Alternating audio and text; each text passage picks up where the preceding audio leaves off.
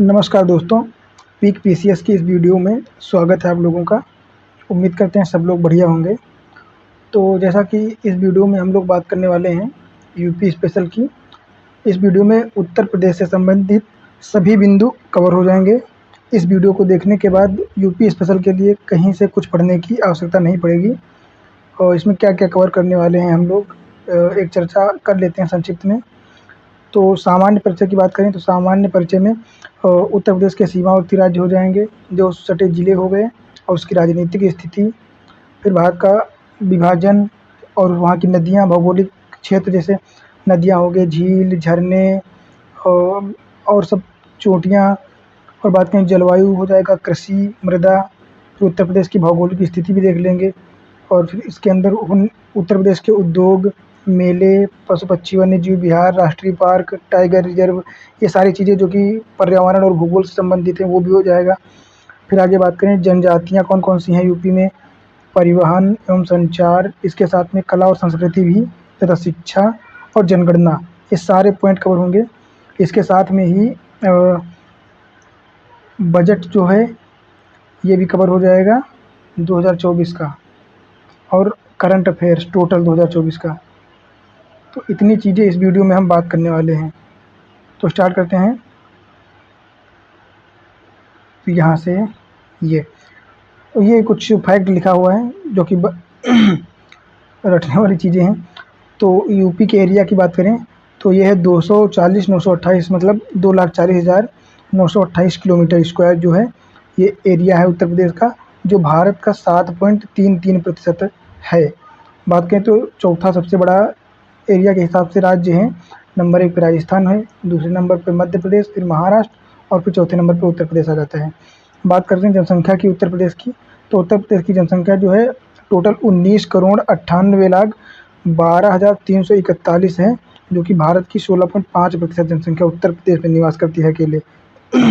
जनसंख्या के मामले में उत्तर प्रदेश नंबर 1 पे है भारत में। दशकीय वृद्धि की बात करें तो 20.22% जो है ये प्रतिवर्ष है। दशकीय वृद्धि है, 10 सालों में इतनी वृद्धि होती है। बात करें उत्तर प्रदेश के एक देश के रूप में तो जनसंख्या के हिसाब से सबसे ज़्यादा वर्तमान में भारत में है जनसंख्या, फिर चाइना, फिर यूएसए, फिर इंडोनेशिया और इसके बाद उत्तर प्रदेश आता है 5वें नंबर पे। और सेक्स रेशियो की बात कर लें यहाँ पे तो भारत का जो यूपी का सेक्स रेशियो है वो वयस्क या टोटल की बात करें तो उसमें 912 हो जाता है। और अगर शिशु लिंगानुपात की बात करें तो ये हो जाएगा 902। और अनुसूचित जाति की बात करें तो अनुसूचित जाति का 907 है और अनुसूचित जनजाति का 951 है। तो सबसे ज़्यादा अनुसूचित जनजातियों में सेक्स रेशियो है 951। बात करें उत्तर प्रदेश में टोटल ज़िले हैं 75, जिसमें सबसे लास्ट वाला ज़िला हापुड़ है और 18 मंडल हैं यूपी में। तो सबसे लास्ट में जो मंडल बना है वो अलीगढ़ मंडल है। ये सब तो अभी आगे भी पढ़ लेंगे खैर। तो स्टार्ट करते हैं उत्तर प्रदेश का संक्षिप्त परिचय यहाँ से। उत्तर प्रदेश के नामकरण की बात करें सबसे पहले तो उत्तर प्रदेश में जो ज़िले हैं वो 75 हैं। और बात करें उत्तराखंड का विभाजन कब हुआ था तो 9 नवंबर 2000 को उत्तर प्रदेश के 13 ज़िलों को काट करके उत्तराखंड को बनाया गया था। बात करते हैं इसका नाम, उत्तर प्रदेश का नाम कब से कब तक क्या बोला जाता था उसकी बात करें तो 1836 के बाद उत्तर प्रदेश को उत्तर पश्चिम प्रांत के नाम से जाना जाता था। मतलब 1836 से 1877 के मध्य ये उत्तर पश्चिम प्रांत कहते थे और फिर 1877 के बाद 1902 तक इसको उत्तर पश्चिम प्रांत तथा आगरा एवं अवध का संयुक्त प्रांत कहा जाता था। फिर 1902 से 1937 तक है, इसको आगरा एवं अवध का प्रांत संयुक्त प्रांत भी बोला गया है। और फिर 1937 के बाद संयुक्त प्रांत कहा जाने लगा उत्तर प्रदेश को। फिर संयुक्त प्रांत के बाद उत्तर प्रदेश तो बाद में रखा गया है। फिर बात करें इसका गठन जो है 24 जनवरी 1951 को होता है। उत्तर प्रदेश का गठन 24 जनवरी 1950, तब से ही उत्तर प्रदेश कहा जाने लगा है 1937 के आगे 1950 से। फिर उत्तर प्रदेश और उत्तराखंड तब शामिल थे एक में ही। फिर बात करें पुनर्गठन का, दोबारा इसका गठन किया गया है 1 नवंबर 1956 को। तो ये दोनों पॉइंट याद रखना कि गठन कब किया गया और पुनर्गठन कब किया गया है। बात करें उत्तराखंड का, उत्तराखंड दिवस कब मनाया जाता है तो ये 24 जनवरी को मनाया जाता है। 24 जनवरी को जो है उत्तर प्रदेश दिवस मनाया जाता है। इसकी घोषणा जो है 2015 में और स्टार्टिंग 2018 से की गई है। मतलब सबसे पहले 2015 में कहा गया था, घोषणा की गई थी और फिर मनाया गया था सबसे पहले 2018 में 24 जनवरी को उत्तर प्रदेश दिवस। अब बात करते हैं उत्तर प्रदेश की राजधानी। तो उत्तर प्रदेश की राजधानी 1836 से लेकर 1851 तक आगरा थी, और 1858 से 1921 तक इलाहाबाद राजधानी थी यूपी की। फिर 1921 के बाद उत्तर प्रदेश की राजधानी लखनऊ मानी गई, और पूर्णतः बात करें कब से मनाई जाती है तो 1935 से लखनऊ पूर्णतः उत्तर प्रदेश की राजधानी हो गई। अन्य बात करें वर्तमान स्थिति के अनुसार अन्य राजधानियाँ किस नाम से बोला जाती हैं, तो उत्तर प्रदेश की प्रशासनिक और राजधानी विधायी राजधानी, प्रशासनिक और विधायी राजधानी लखनऊ में है, क्योंकि विधायिका और सचिवालय और सारी प्रशासनिक इकाइयाँ जो हैं लखनऊ में स्थापित हैं, इनके हेडक्वार्टर लखनऊ में हैं। और न्यायिक राजधानी जो है ये प्रयागराज मानी जाती है, चूँकि हाई कोर्ट प्रयागराज इलाहाबाद में ही है। फिर धार्मिक वाराणसी, धार्मिक राजधानी वाराणसी को कहते हैं, सबसे ज़्यादा धार्मिक स्थल जो है वाराणसी में ही है उत्तर प्रदेश के। और आर्थिक एवं औद्योगिक इकाई जो है कानपुर को माना गया है। तो उत्तर प्रदेश की प्रशासनिक एवं विधायी राजधानी लखनऊ हो जाएगी, न्यायिक राजधानी प्रयागराज, धार्मिक राजधानी वाराणसी तथा आर्थिक और औद्योगिक राजधानी जो है ये कानपुर हो जाएगी। अब बात करते हैं स्टेट सिंबल, मतलब जो राज्य चिन्ह हैं उनकी बात करते हैं। तो भारत का उत्तर प्रदेश का राजकीय पशु बारहसिंगा है। उत्तर प्रदेश का जो राजकीय पशु है वो बारहसिंगा है। और राजकीय पक्षी की बात करें तो सारस, सारस का दूसरा नाम क्रौंच भी है, तो सारस या क्रौंच दोनों पूछ सकता है। राजकीय पुष्प की बात करें तो पलाश है, जिसे टेसू कहते हैं, टेसू और पलाश। और राजकीय वृक्ष की बात करें तो अशोक है, तो सबको पता होगा अशोक है। फिर बात करते हैं राजकीय खेल, राजकीय खेल जो है हॉकी है, हॉकी। और राजकीय भाषा की बात करें तो यहाँ पे ध्यान रखने वाली बात है कि यहाँ पे राष्ट्रीय करके पूछ सकता है और आपको कंफ्यूज कर सकता है आयोग। तो राजकीय अपनी भारत की जो है राष्ट्रीय भाषा कोई भी नहीं है, आधिकारिक भाषा जो है हिंदी और इंग्लिश है।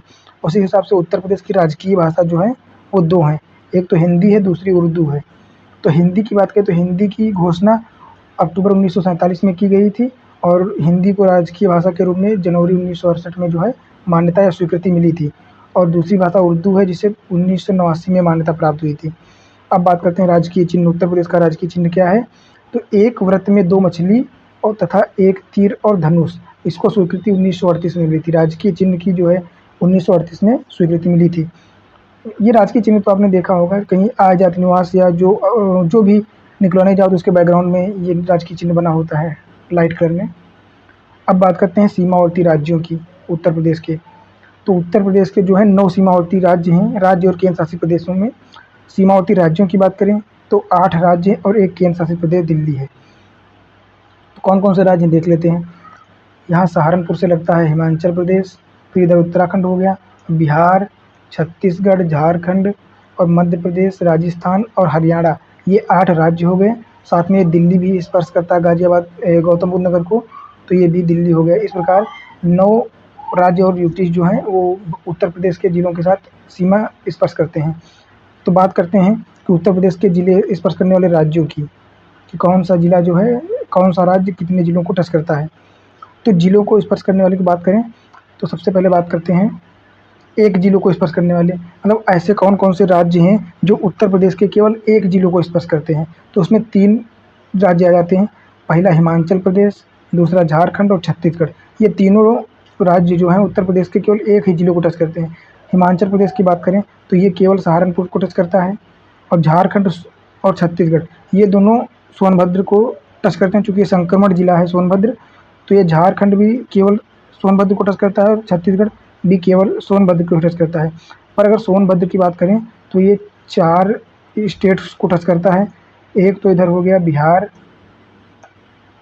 फिर इधर हो गया छत्तीसगढ़, फिर इधर हो गया झारखंड और ये एमपी, ये 4 स्टेट्स को टच करता है सोनभद्र डिस्ट्रिक्ट।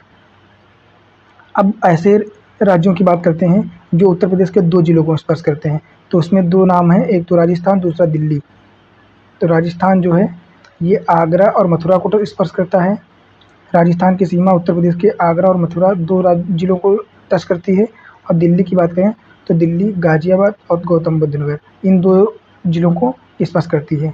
अब बात करते हैं 6 जिलों को स्पर्श करने वाले राज्य। तो उत्तर प्रदेश के 6 जिलों से कौन सा ऐसा राज्य जो स्पर्श करता है वो हरियाणा हो जाता है, हरियाणा। तो हरियाणा कौन कौन से 6 जिलों को टच करता है, एक तो सहारनपुर हो गया, फिर शामली, फिर बागपत, फिर गौतम बुद्ध नगर, अलीगढ़ और मथुरा, इन 6 जिलों को हरियाणा राज्य टच करता है। फिर बात करते हैं 7 जिले जो हैं, 7 जिलों को स्पर्श करने वाला राज्य, तो उसमें 2 राज्य हैं, एक तो बिहार और दूसरा उत्तराखंड। बिहार और उत्तराखंड ऐसे राज्य हैं जो उत्तर प्रदेश के 7 जिलों को टच करते हैं। उत्तराखंड की बात करें तो ये मुजफ्फरनगर को टच करता है, सहारनपुर, बिजनौर, मुरादाबाद, रामपुर, बरेली और पीलीभीत, इन 7 जिलों को टच करता है। और बिहार की बात करें तो बिहार सोनभद्र, चंदौली, गाजीपुर, बलिया, देवरिया, कुशीनगर और महाराजगंज, इन स्टेट्स को टच करता है। ये सब कुछ हम अभी कुछ टाइम अगले स्लाइड में मैप के माध्यम से देख लेंगे ताकि याद रहे आप लोगों को। अभी शार्ट में देख रहे हैं तो ऐसे ही पढ़ लेते हैं, फिर अभी मैप पे भी बताएंगे हम। फिर अगला है उत्तर प्रदेश के सर्वाधिक जिलों 11 जिलों को स्पर्श करता है कौन सा राज्य है? मध्य प्रदेश। मध्य प्रदेश जो है उत्तर प्रदेश के 11 जिलों को स्पर्श करता है। तो कौन कौन से ज़िले हैं वो 11 ज़िले? इधर हो जाएगा आगरा, इटावा, जालौन, झांसी, ये ललितपुर हो जाएगा, फिर बांदा, महोबा, चित्रकूट हो गया, और इधर हो गए 1-2, उनकी बात करते हैं आगे। फिर यहाँ पे कुछ नोट्स लिखे हैं, तो नोट्स तो जो फिगर में बना हुआ वही है, मैं यहाँ डायरेक्ट बता देता हूँ।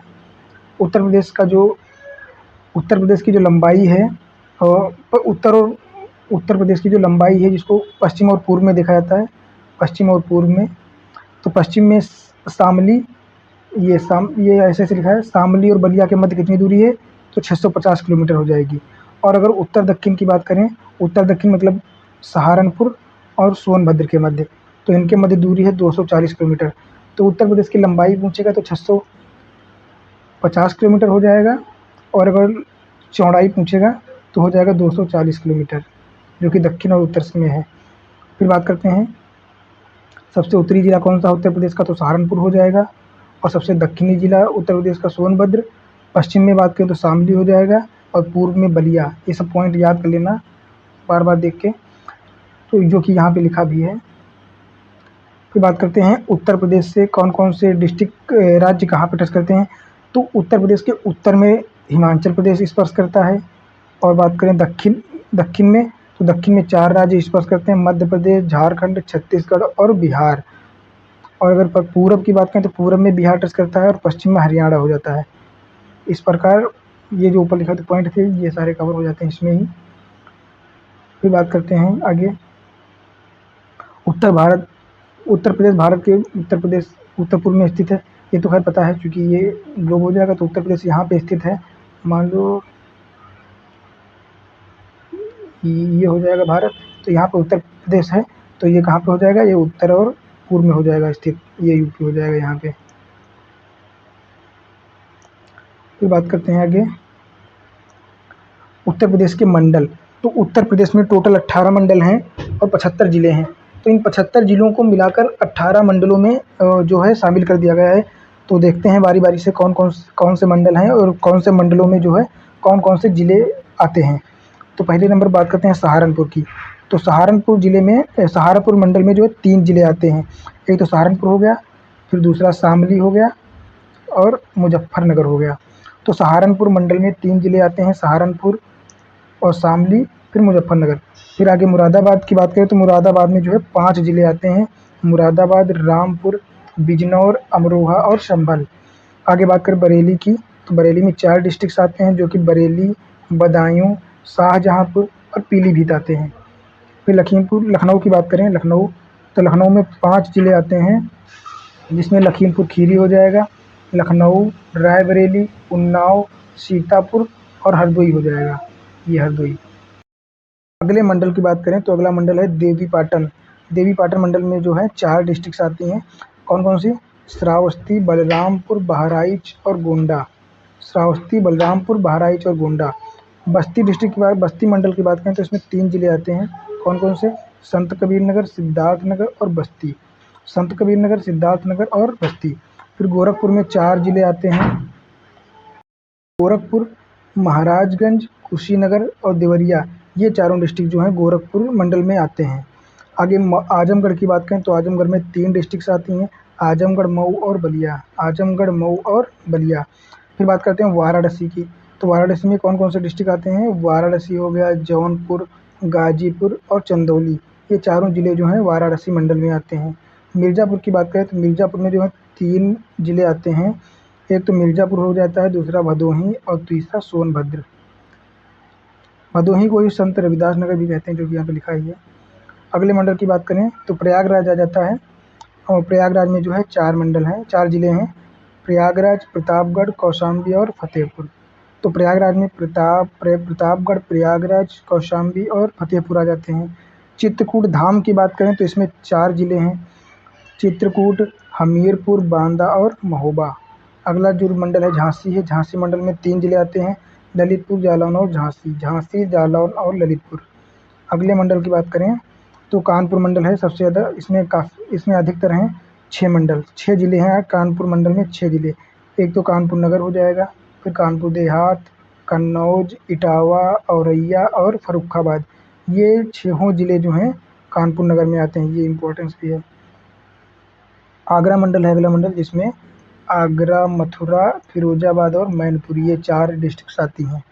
अगले 16वें मंडल की बात करें तो जिसमें है 4 ज़िले, अलीगढ़, एटा, हाथरस और कासगंज। तो ये चारों ज़िले जो हैं अलीगढ़ डिस्ट्रिक्ट मंडल में आते हैं। अगला मेरठ है, मेरठ में भी 6 ज़िले आते हैं। कौन कौन से? मेरठ, गाज़ियाबाद, बागपत, गौतम बुद्ध नगर, बुलंदशहर और हापुड़। तो मेरठ, गौतम बुद्ध नगर जो है ये मेरठ में आता है, मेरठ मंडल में। अगला मंडल है अयोध्या मंडल।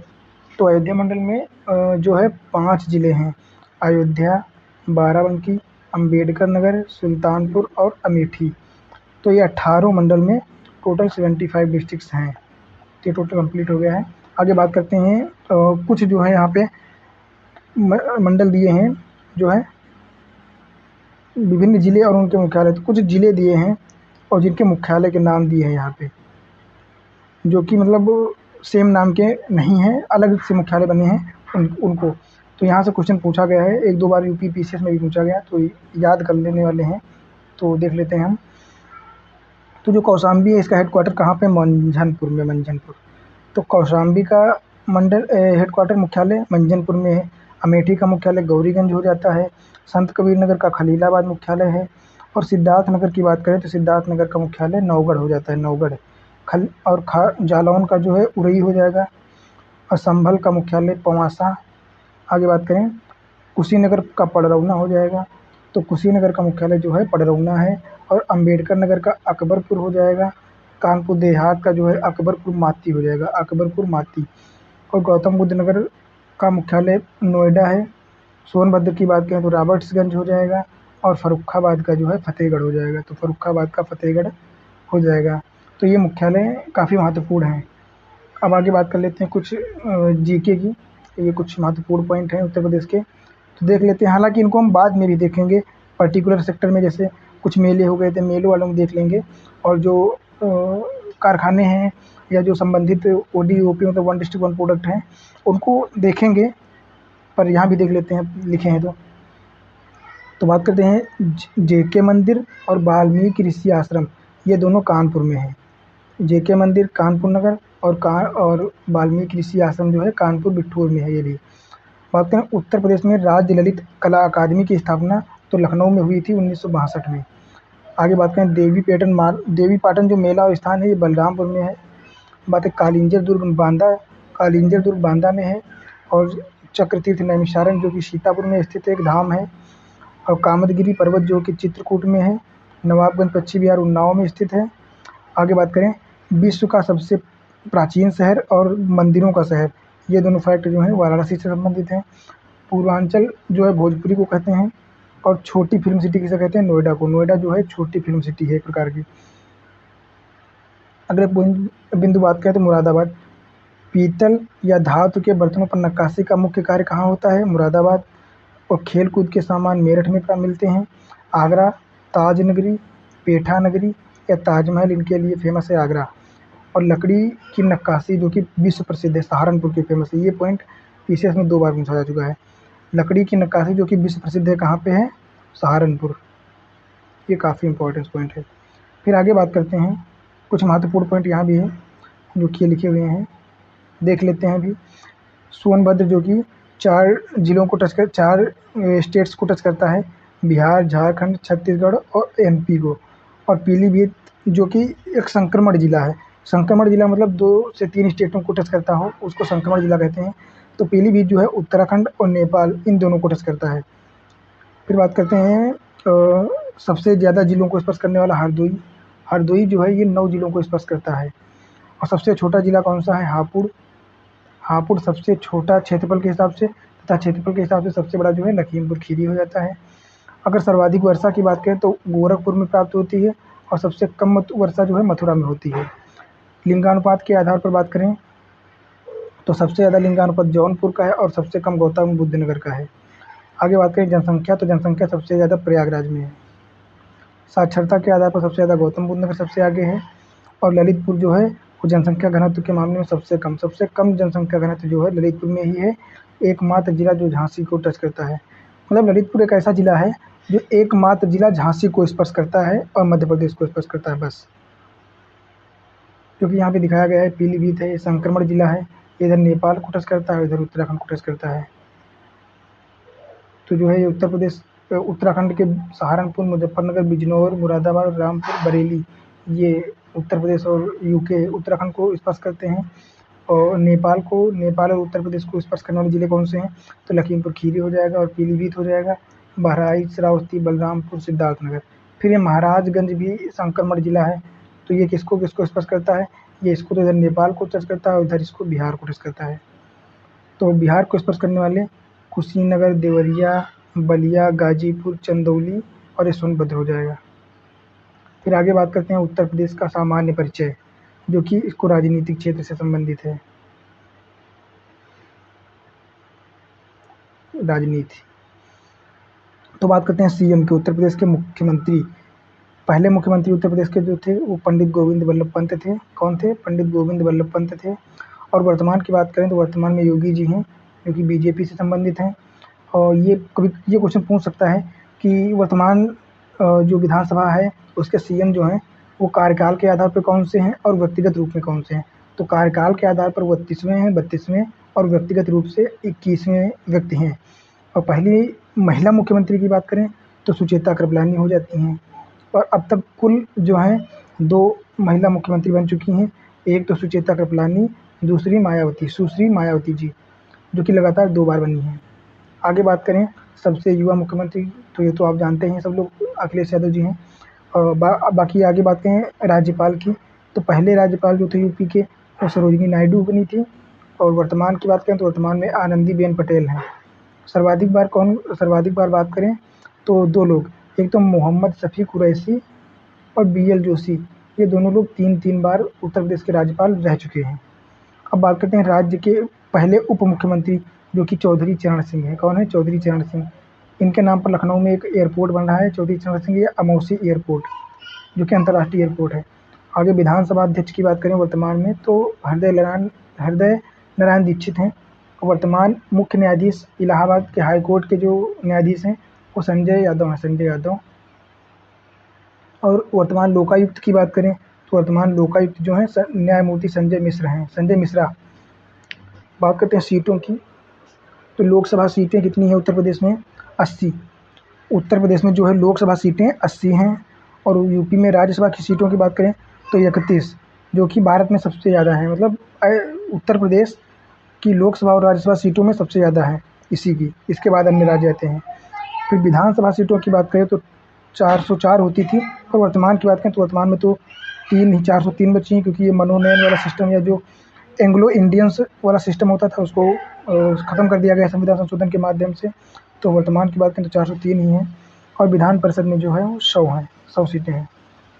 अब बात करते हैं स्थानीय शासन ये बात करने से कोई मतलब है नहीं। ये याद रख सकते हैं कि स्थानीय स्तर जो है 3 स्तरीय है, जो कि बलवंत राय मेहता की कमेटी की सुझाव पर बनाई गई थी, जिसमें ग्राम पंचायत, क्षेत्र पंचायत और जिला पंचायत के आधार पर। अब बात करते हैं उत्तर प्रदेश की भौगोलिक स्थिति, तो यहाँ पे लिखा है कर्क रेखा से होकर गुजरने वाले राज्य, जो कि एक ट्रिक भी है, मित्र पर गमछा झार। तो ये आप लोग अपने हिसाब से ट्रिक बना सकते हैं, मुझे जो सही लगी वो बना लीजिए। तो मित्र के हिसाब से मिजोरम हो जाएगा, त्रिपुरा, फिर गुजरात, छत्तीसगढ़, मध्य प्रदेश, झारखंड और राजस्थान। हालाँकि मुझे तो वैसे भी याद है, वैसे भी आप लोग याद कर सकते हैं नॉर्मली अपने हिसाब से, या इसको भी याद कर सकते हैं देख के। फिर आगे बात करते हैं अक्षांश रेखाओं की। तो अक्षांश रेखाएँ वास्तविक ना होकर काल्पनिक होती हैं, ये तो पता ही है सब लोगों को। उत्तर प्रदेश गोलार्ध की बात करें तो ये उत्तरी अक्षांश की बात करते हैं, अक्षांश की। तो उत्तर प्रदेश का जो अक्षांशीय विस्तार है वो 23 डिग्री 52 मिनट से लेकर, ये चीज़ देख लेना आप लोग, ये नॉर्थ होगा दोनों तरफ, मतलब नॉर्थ में, क्योंकि जो उत्तर प्रदेश है ना ये 0 डिग्री के ऊपर है ना, तो ये नॉर्थ ही आएगा। और पूरब की बात करें तो इधर पड़ जाता है ऐसे, तो ये पूरब में आएगा। इसलिए ये बात बिल्कुल ध्यान रखना कि वहाँ पे कंफ्यूज करने के लिए अलग-अलग दे सकता है डाटा। तो अक्षांशीय विस्तार की बात करें उत्तर प्रदेश की, तो 23 डिग्री 52 मिनट नॉर्थ से लेकर 30 डिग्री 21 मिनट नॉर्थ तक है। और बाकी बात करें, सॉरी, ये देशांतरी विस्तार की बात करें तो देशांतरी विस्तार जो है 77 डिग्री 3 मिनट से लेकर 84 डिग्री 39 मिनट ईस्ट में है, पूर्व में है। ये याद रखना, हालांकि पूछा नहीं गया है अभी, बट पता नहीं कब पूछा जा सकता है। फिर बात करते हैं भारत के कुल क्षेत्रफल की। तो भारत का कुल क्षेत्रफल जो है 32,87,263 किलोमीटर स्क्वायर है, जिसका 7.33% उत्तर प्रदेश में पाया जाता है, जो कि कितना है 2,40,928 किलोमीटर स्क्वायर, ये उत्तर प्रदेश का एरिया है। अब बात करें उत्तर प्रदेश क्षेत्रफल के आधार पर चौथा सबसे बड़ा स्टेट है। सबसे पहले राजस्थान है, फिर मध्य प्रदेश, फिर महाराष्ट्र, फिर उत्तर प्रदेश, ये चौथे नंबर पर आएगा। आकार की बात करें तो लंबाई के आधार पर 650 किलोमीटर और चौड़ाई के आधार पर 240 किलोमीटर जो है इसकी लेंथ है। बात करें सर्वाधिक क्षेत्रफल वाले राज्य जिनका सबसे ज़्यादा क्षेत्रफल है, तो सबसे पहले लखीमपुर खीरी आएगा, फिर सोनभद्र, फिर हरदोई, फिर सीतापुर और उसके बाद प्रयागराज। और अगर सबसे कम की बात करें क्षेत्रफल, तो हापुड़ का सबसे कम क्षेत्रफल है, इससे ज़्यादा गाज़ियाबाद, फिर भदोही, शामली और गौतम बुद्ध नगर। तो ये डिस्ट्रिक्ट याद रखना, सबसे ज़्यादा हो जाएगा लखीमपुर का और सबसे कम हापुड़ का हो जाएगा। अब यहाँ पे कुछ फैक्ट देख लेते हैं। कजरी मेला जो है ये पूर्वांचल क्षेत्र जहाँ मिर्ज़ापुर हो गया इधर लगता है, वहाँ पे वर्षा ऋतु में जो है ये कजरी महोत्सव मनाया जाता है।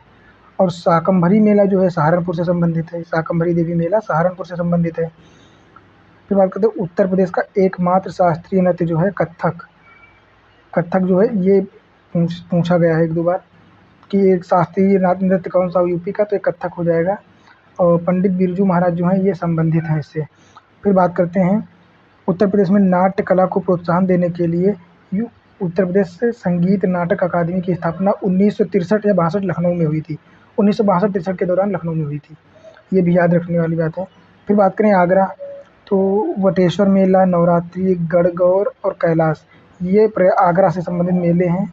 और ये पॉइंट बिल्कुल महत्वपूर्ण है कि वाटर स्पोर्ट फेस्टिवल जो कि प्रत्येक वर्ष प्रयागराज में ही मनाया जाता है। तो वाटर स्पोर्ट्स फेस्टिवल जो है ये प्रयागराज में मनाया जाता है प्रत्येक वर्ष। तो कुछ नृत्य दिए गए हैं नृत्य, तो घुरिया नृत्य जो है ये बुंदेलखंड क्षेत्र से संबंधित है, नटवरी पूर्वांचल से संबंधित है, और कलाबाजी जो है अवध तथा ढेढ़िया नृत्य जो है ये दोआब क्षेत्र से संबंधित है। बात करें सबसे ज़्यादा मथुरा के मेले हैं, और क्वेश्चन पूछा जा सकता है कि उत्तर प्रदेश में सबसे ज़्यादा मेलों वाला जिला कौन सा है, तो मथुरा हो जाएगा, मथुरा। अब बात करते हैं उत्तर प्रदेश के भौगोलिक क्षेत्रफल या भूगोल से उत्तर प्रदेश का नदी तंत्र। ये महत्वपूर्ण क्वेश्चन है, यहाँ से क्वेश्चन हमेशा ही एक दो पूछे जाते हैं। तो बात करते हैं उत्तर प्रदेश की नदियाँ। सबसे पहले हिमालयी नदियों की बात करते हैं जो कि गंगा है सबसे बड़ी, गंगा नदी तंत्र सबसे बड़ा है। तो बात करें गंगा का उद्गम स्थान जो है गंगोत्री ग्लेशियर उत्तराखंड से निकलती है।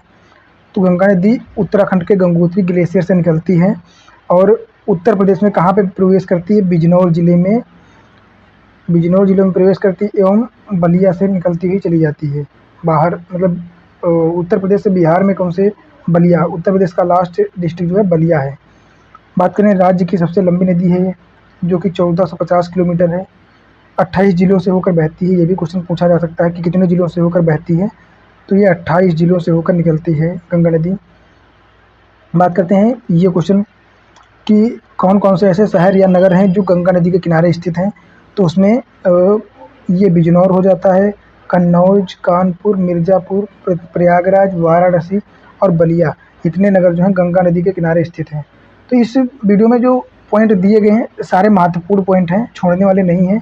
और इतने पॉइंट सफिशिएंट भी हैं, इसके अलावा कुछ और पढ़ने की आवश्यकता भी नहीं है। फिर अगली नदी की बात करें तो यमुना नदी हो जाती है अगली। यमुना नदी जो है ये यमुनोत्री ग्लेशियर या उत्तराखंड या बंदरपूंछ ग्लेशियर से निकलती है, इसको यमुनोत्री ग्लेशियर भी कहते हैं। और उत्तर प्रदेश में कहाँ पे प्रवेश करती है? सहारनपुर डिस्ट्रिक्ट में। तो यमुना नदी कहाँ प्रवेश करती है? सहारनपुर में। गंगा की बात करें तो बिजनौर में प्रवेश करती है। और इसका संगम कहाँ पे है? प्रयागराज इलाहाबाद में जो है, प्रयागराज इलाहाबाद में गंगा नदी में ये मिल जाती है। इसकी लंबाई की बात करें तो उत्तर प्रदेश की दूसरी सबसे लंबी नदी है, जो कि 1376 किलोमीटर लंबी है। बात करें गौतम बुद्ध नगर में, हिंडन नदी यमुना नदी के पास मिलती है। और गौतम बुद्ध नगर एक ऐसा स्थान है जहाँ पर हिंडन नदी आके यमुना नदी में मिल जाती है। फिर बात करें रामगंगा नदी, तो रामगंगा नदी का उद्गम स्थान पौड़ी गढ़वाल उत्तराखंड जिला है, पौड़ी गढ़वाल उत्तराखंड। और ये बिजनौर में उत्तर प्रदेश में प्रवेश करती है। संगम कन्नौज गंगा, बिजनौर में प्रवेश करती हुई कन्नौज नामक स्थान पर गंगा नदी में मिल जाती है। फिर बात करें शारदा नदी, शारदा नदी को ही काली नदी भी कहते हैं, काली या करनाली नदी। तो इसको काली नदी भी पूछ सकता है, करनाली नदी भी पूछ सकता है और शारदा भी बोल सकता है। तो पिथौरागढ़ उत्तराखंड से निकलती है और उत्तर प्रदेश में पीलीभीत डिस्ट्रिक्ट में प्रवेश करके सीतापुर में एक स्थान है धा धाम पुष्कर धामीपुर, सीतापुर में घाघरा नदी मिल जाती है। तो सीतापुर का जो है ये घाघरा और शारदा का संगम स्थान कौन सा है? सीतापुर। ये भी इम्पोर्टेंस पॉइंट है। आगे बात करें घाघरा नदी, तो घाघरा नदी जो है तिब्बत के मापुचाचुंग ग्लेशियर से निकलती है और लखीमपुर खीरी में उत्तर प्रदेश में प्रवेश करके बहराइच से होती हुई सीतापुर में संगम करती है, जहाँ पे शारदा नदी भी मिल जाती है इसमें। फिर बात करें ये, फिर घाघरा नदी राप्ती नदी के साथ में गंगा देवरिया जिले से होती हुई छपरा नामक छपरा में गंगा से मिल जाती है, छपरा बिहार में। बात करें उत्तराखंड और नेपाल की सीमा पर बहती है नदी। घाघरा नदी जो है यूपी और नेपाल की सीमा पे प्रवाहित होती है। उत्तर प्रदेश की तीसरी सबसे लंबी नदी है, ये 1080 किलोमीटर लंबी है, 1080 किलोमीटर। फिर बात करते हैं अगली राप्ती नदी, तो राप्ती जो रुकमकोट नेपाल से निकलती है और प्रवेश करती है बहराइच बलरामपुर श्रावस्ती से होती हुई घाघरा नदी में मिल जाती है। देवरिया नामक स्थान पर घाघरा नदी में मिल जाती है राप्ती नदी। आगे बात करें गंडक नदी की, तो गंडक नदी का उद्गम स्थान नेपाल है, जिसे शालिग्रामी, गंडक नदी को शालिग्रामी नदी भी कहते हैं क्योंकि ये शालिग्राम से निकलती है नेपाल से। ये पूछ सकता है कि गंडक नदी का उद्गम स्थान क्या है? तो नेपाल हो जाएगा, जो कि भारत से बाहर है। इसका प्रवेश महाराजगंज में होता है, कुशीनगर की सीमा पर बहते हुए गंगा नदी में पटना में मिल जाती है। पटना बिहार में गंगा नदी में मिलती है गंडक नदी। अब बात करते हैं गोमती नदी, जो कि महत्वपूर्ण नदी है। गोमती नदी चूँकि ये लखनऊ से होकर निकलती है, जो कि लखनऊ उत्तर प्रदेश की राजधानी है, तो ये बिंदु और भी महत्वपूर्ण हो जाता है। तो गोमती नदी पीलीभीत में फुलर झील से निकलती है, फुलर झील पीलीभीत से। और इसका संगम की बात करें तो ये गाजीपुर उत्तर प्रदेश में गंगा नदी में मिल जाती है। और उसी स्थान पर मार्कंडेय मंदिर भी स्थित है, मार्कंडेय महादेव शंकर जी का मंदिर है। और इसके किनारे स्थित शहरों की बात करें तो लखनऊ हो जाएगा, सुल्तानपुर हो जाएगा और जौनपुर, लखनऊ, सुल्तानपुर और जौनपुर। और अगले की बात करें, दक्षिण भारत की नदियां हैं, जो दक्षिण पठारी क्षेत्र की, दक्षिण उत्तर प्रदेश की नदियां, इसमें चंबल, बेतवा, केन, सोन, टोंस, ये सब नदियां आती हैं। तो चंबल नदी की बात करते हैं। चंबल नदी, तो चंबल नदी जो है इसका उद्गम स्थान जनापाव पहाड़ियाँ, इंदौर, मध्य प्रदेश। जनापाव पहाड़ियाँ इंदौर, मध्य प्रदेश से निकलती है और आगरा को स्पर्श करते हुए चली जाती है और इटावा नामक स्थान पर यमुना नदी में मिल जाती है, यमुना नदी में मिलती है। फिर बेतवा नदी की बात करें तो ये भोपाल एमपी से निकलती है, ललितपुर में प्रवेश करती है और हमीरपुर में यमुना नदी में मिल जाती है। केन नदी की बात करें तो इसका उद्गम स्थान कैमूर पहाड़ियाँ मध्य प्रदेश हैं और बांदा डिस्ट्रिक्ट में प्रवेश करती है यूपी में, फिर बांदा यमुना नदी में मिल जाती है। अगले पॉइंट की बात करें सोन नदी, तो सोन नदी का उद्गम स्थान अमरकंटक पहाड़ियाँ मध्य प्रदेश हैं और ये सोनभद्र डिस्ट्रिक्ट में प्रवेश करती है तथा सोनभद्र में ही यमुना नदी सीधे गंगा में मिलती है। सोन नदी जो है ये सीधे गंगा में मिल जाती है। फिर टोंस नदी की बात करते हैं, तो टोंस का कैमूर की पहाड़ियाँ एमपी से निकलती है और प्रयाग के प्रयागराज में सिरसा नामक स्थान पर यमुना नदी से जो है मिल जाती है। अब बात करते हैं उत्तर प्रदेश के जो महत्वपूर्ण बांध हैं। यहाँ से क्वेश्चन हमेशा ही लगभग पूछा जाता है, एक बार 1 से 2 क्वेश्चन पूछे जा सकते हैं या जाते ही हैं, तो ये भी महत्वपूर्ण पॉइंट है, देख लेते हैं। तो रामगंगा बांध जो है ये रामगंगा नदी पर बना हुआ है, जो कहाँ है, धामपुर बिजनौर में। तो रामगंगा बांध रामगंगा नदी पर बिजनौर में बना हुआ है। फिर बात करते हैं गोविंद बल्लभ पंत बांध रिहंद नदी पर बना हुआ है, जो कि सोनभद्र में स्थित है। और ओबरा बांध है, जो कि ये भी रिहंद नदी पर बना हुआ है सोनभद्र में। तो ये दोनों पॉइंट एक साथ देख सकते हैं कि गोविंद बल्लभ पंत और ओबरा ये दोनों परियोजनाएं रिहंद नदी पर बनी हुई हैं, सोनभद्र डिस्ट्रिक्ट से संबंधित है। अगले की बात करें अर्जुन बांध, तो अर्जुन बांध अर्जुन नदी पर बना हुआ है, जो कि महोबा में स्थित है। कहाँ पे, महोबा में। फिर बात करते हैं चंदौली में चंद्रप्रभा नदी चंद्रप्रभा बांध है। तो चंद्रप्रभा बांध जो है चंद्रप्रभा नदी पर चंदौली में बना हुआ है। और एक तो सुकमा डुकमा बांध, दूसरा गोविंद सागर बांध और तीसरा ये माता टीला बांध, ये तीनों जो हैं बेतवा नदी पर बने हुए हैं।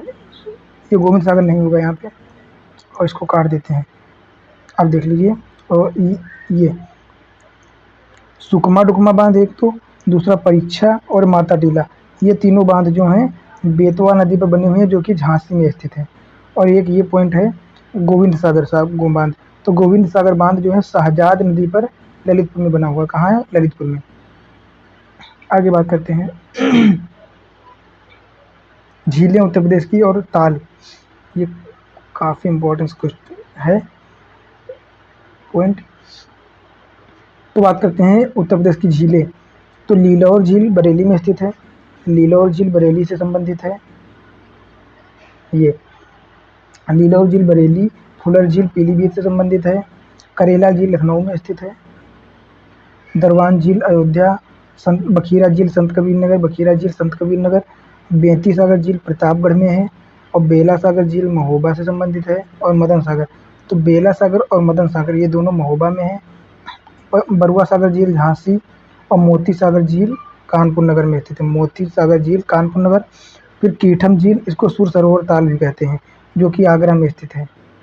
ये 2 बार पूछी गई पीसीएस में, और साथ में आरओ में भी पूछी गई है। और दहर झील ये हरदोई में स्थित, दहर झील हरदोई। एक बार इनको फिर से देख लेते हैं जल्दी से। तो लीलौर झील बरेली से संबंधित है। फुलर झील पीलीभीत, करेला झील लखनऊ से संबंधित है। दरवान झील अयोध्या, और बखीरा झील संत कबीर नगर। बेंती झील प्रतापगढ़, बेला सागर झील महोबा, मदन सागर झील महोबा और बरुआ सागर झील झांसी में है। मोती सागर की बात करें तो ये कानपुर नगर, और कीठम या सुर सरोवर झील जो कि आगरा में है। और फिर दाहर झील जो है हरदोई में है। फिर बात करते हैं उत्तर प्रदेश से कुछ ताल हैं जिनको सरोवर कहते हैं। तो बात करते हैं शुक्रताल मुजफ्फरनगर में है, तो शुक्रताल मुजफ्फरनगर हो जाएगा। गोखुर झील शाहजहाँपुर में है।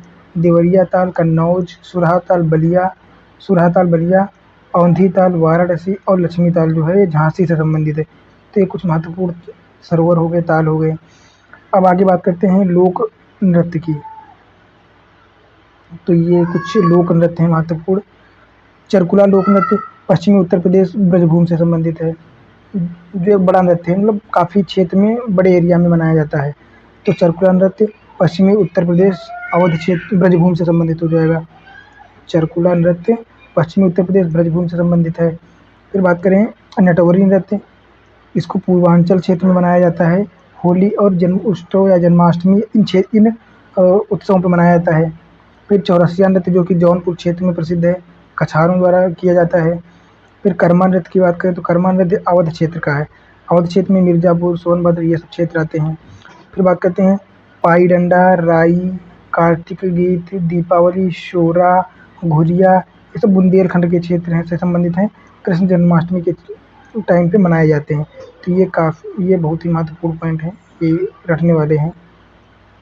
फिर आगे बात करते हैं कुछ महत्वपूर्ण पॉइंट दिए हुए हैं यहाँ पे, जिसमें कारखाने भी हो सकते हैं और सांस्कृतिक स्थान हो सकते हैं, जो कि इसके वाले एक पेज से कम 1 से 2 क्वेश्चन फंसेंगे आपके।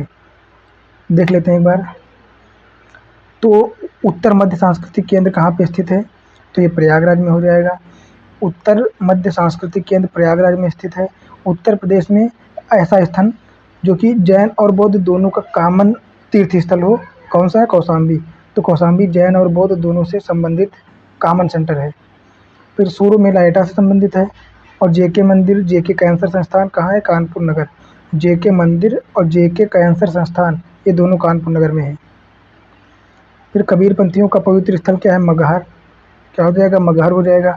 और खाद्य पार्क नोएडा में बनाया जा रहा है। और विद्युत करघा उत्पाद कहाँ है? टांडा का प्रसिद्ध है। विद्युत करघा उत्पाद टांडा से संबंधित है। चीनी मिट्टी के बने बर्तन कहाँ? खुर्जा। तो चीनी मिट्टी के बने बर्तन खुर्जा। काली मिट्टी के बर्तन निजामाबाद आजमगढ़। निजामाबाद आजमगढ़ से हो जाएंगे। पीतल नगरी मुरादाबाद को कहते हैं। और पीतल की मूर्तियाँ जो है मथुरा से संबंधित। ये महत्वपूर्ण पॉइंट है, चूँकि यहाँ पे आप कंफ्यूज हो सकते हैं कि पीतल नगरी जो है तो मुरादाबाद है, और पीतल की मूर्तियाँ जो हैं वो मथुरा में बनती हैं, ना कि मुरादाबाद में। कृत्रिम अंग निर्माण आईआईटी कानपुर हो जाएगा। रेशम उद्योग वाराणसी। फिर काष्ठ पादुका जो खड़ाऊ है पीलीभीत में बनाए जाते हैं। आगे बात करें उत्तर प्रदेश खादी ग्रामोद्योग बोर्ड की स्थापना 1960 में हुई थी। और लखनऊ विज्ञान नगरी है। साइंस सिटी जो है कहाँ है? लखनऊ में। Science city Lucknow. और पहला ऊर्जा पार्क जो है प्रयागराज में स्थित है। प्लास्टिक सिटी दिव्यापुर औरैया को कहते हैं। तो प्लास्टिक सिटी क्या हो जाएगा? दिव्यापुर औरैया। हालांकि ये पॉइंट अभी हम आगे भी एक बार फिर से डिस्कस करेंगे, पढ़ेंगे, जहाँ पे इस टॉपिक के अंतर्गत पढ़ेंगे। अभी तो ऐसे ही नॉर्मली लिख दिया गया है। एग्रो प्रोसेसिंग जोन जो है कानपुर में है। ये क्वेश्चन पूछा जा सकता है। एग्रो प्रोसेसिंग जोन मतलब कानपुर में है। फिर जैन प्रौद्योगिकी पार्क कहाँ है? लखनऊ में हो जाएगा। सीमेंट के संबंधित क्षेत्र कहाँ कहाँ है? तो ये हो जाएगा दादरी, चुनार, चुर्क और डाला। ये सीमेंट से संबंधित क्षेत्र जो है। अब बात करते हैं उत्तर प्रदेश के जो फल वल हैं और उद्योग, उनकी बात करते हैं। कौन सा क्षेत्र कहाँ पर किस चीज़ से संबंधित है? तो अगर बात करें अफ़ीम की, तो अफ़ीम का सर्वाधिक उत्पादन कहाँ होता है? बाराबंकी में। बाराबंकी डिस्ट्रिक्ट जो है सबसे ज़्यादा अफ़ीम उत्पादन करता है। और अफ़ीम की एकमात्र फैक्ट्री जो है गाजीपुर में स्थित है। गाजीपुर। तो सबसे ज़्यादा उत्पादन पूछेगा तो बाराबंकी हो जाएगा, और कंपनी की बात पूछेगा फैक्ट्री तो गाजियाबाद हो जाएगा। अब बात करते हैं खाद्यान्न से संबंधित बिंदुओं की। तो खाद्यान्न में सबसे पहले आम की बात करते हैं। तो आम के लिए सबसे ज़्यादा फेमस क्या है? लखनऊ। लखनऊ का कौन सा? नवाब ब्रांड का आम। लखनऊ का नवाब ब्रांड का आम है जो कि सबसे ज़्यादा मुख्य फेमस है। बात करें आम की, तो कहाँ कहाँ होता है? तो आम सबसे ज़्यादा लखनऊ में होता है। इसके बाद सीतापुर, उन्नाव, बाराबंकी, लखीमपुर खीरी और गाजियाबाद, इन क्षेत्रों में जो है आम की खेती की जाती है अच्छी खासी। फिर बात करते हैं अमरूद की। तो अमरूद प्रयागराज में फेमस है। और अमरूद की कौन सी प्रयागराज की प्रजाति जो है फेमस है? सुरखा प्रजाति। सुरखा प्रजाति। तो अमरूद और का कहाँ कहाँ होता है? सबसे ज़्यादा प्रयागराज में होता है। फिर कौशाम्बी, बदायूं, रामपुर और कन्नौज, इन क्षेत्रों में भी जो है उत्पादन किया जाता है इसका। आंवला के लिए फेमस प्रतापगढ़। आंवला सबसे ज़्यादा प्रतापगढ़ में होता है। फिर बात करते हैं केले की। तो केला कहाँ कहाँ होता है? वाराणसी, प्रयागराज, कौशाम्बी और गोरखपुर में। लीची सहारनपुर और मेरठ में उत्पादित होती है। माल्टा की बात करें तो माल्टा मेरठपुर और सहारनपुर हो जाएगा। फिर नींबू और संतरा जो कि सिट्रिक फल हैं, इनकी बात करें तो सहारनपुर हो जाएगा। फिर बुंदेलखंड क्षेत्र, इन दो क्षेत्रों में अच्छा खासा उत्पादन होता है। फिर आलू की बात करें तो आलू फर्रुखाबाद, कन्नौज, हाथरस, मेरठ, फिरोजाबाद क्षेत्रों में।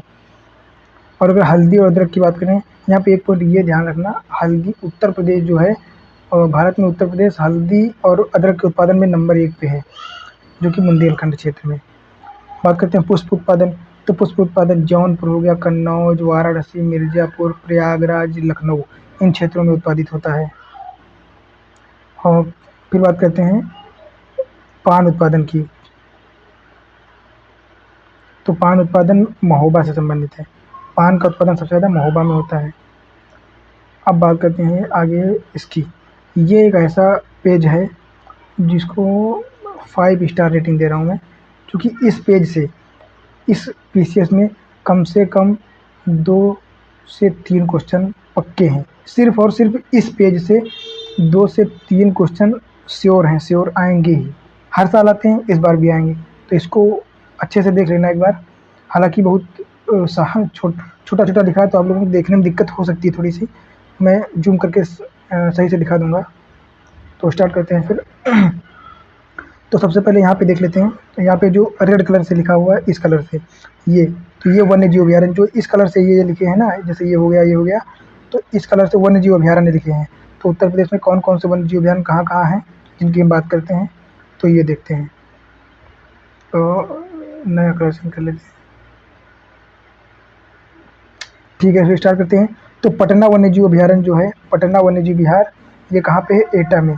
यहाँ से पटना वन्यजीव विहार एटा से संबंधित है। अगला हस्तिनापुर वन्यजीव अभयारण्य जो है, ये मेरठ से संबंधित है। तो पटना वन्यजीव विहार कहाँ है? एटा में। और हस्तिनापुर वन्यजीव विहार मेरठ में है। अगला वन्यजीव विहार की बात करें तो चंबल वन्यजीव विहार, ये तो सबको पता है इटावा में है ये। तो चंबलपुर वन्यजीव विहार इटावा से संबंधित है। और महावीर स्वामी वन्यजीव विहार ललितपुर में है। महावीर स्वामी वन्यजीव विहार ललितपुर। और विजय सागर वन्यजीव विहार की बात करें तो ये महोबा में स्थित है।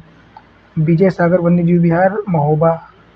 अगला बात करें कैमूर वन्यजीव विहार, कैमूर वन्यजीव विहार, तो ये 2 डिस्ट्रिक्ट में है, मिर्ज़ापुर और सोनभद्र में संक्रमण क्षेत्र है।